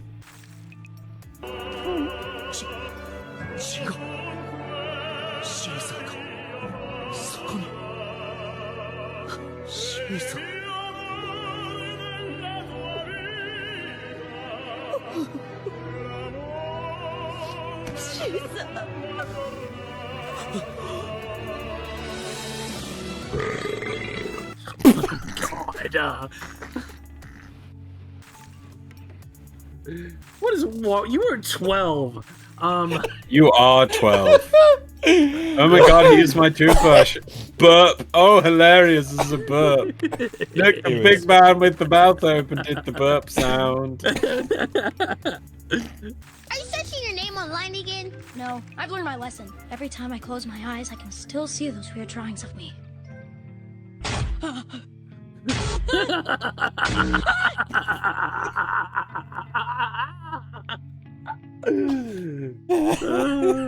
The internet was a mistake.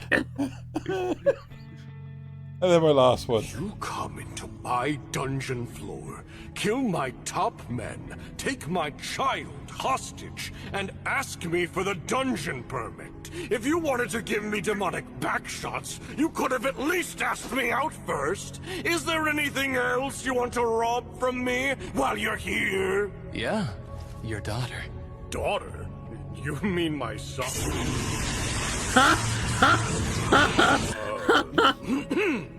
Why do you want to take my daughter with you? I feel she can be valuable to me in finding all the other dungeon permits I need to move from floor to floor. My mother suffers from McGuffin's illness, you see. It's, tragic. Went right to the tits. Why are you looking at me like that? You know you have to feed and water her, right? Duh, idiot. Cover me in your fluids. That's not how you drink stuff. Don't be weird, come on. Okay, I'm just gonna show you a couple pictures real quick. How do you feel about Astolfo or Felix from ReZero? Both of those women This one are should have been certainly women. Cool. Sure, bud. Hope you're not allergic to nuts. You hear that cough noise? You can come with me. Damn right I can. That's weird that you said what? Oh, nothing. Hulu noise.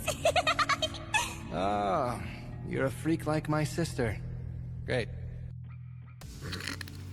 There you go. Sorry, yes, I should have put a not safe for work on that one, sorry. That one was more risque than the other one. Much more risque than the toothbrush one.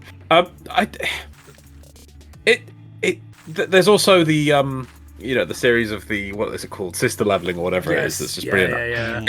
It does make me sad though that they put all this effort into small things, and maybe it's because Xeno knows how a big project can just get too much and not be doable. But it kills me that we just don't have a full abridged series for it, or I haven't found one yet. That's how we should start doing Overlord. We should just do 1 minute shorts. Oh. Well, I mean, to be fair, I think you can make the shorts up to 3 minutes. So, but you can, yeah. As Nasuth discovered the way forward. Right, as it for this week. I mean, I like moaning at Xeno about shorts. You do. That's a good idea, Nasuth. We'll have to think about that. Right, anyway, on that, Crazy, come on, let's yes. Anyways, it's time to wrap up the show. So, thank you everyone for watching and or listening. Now it's time to bottoms up and Kanpai. Why do I refill this? Kanpai!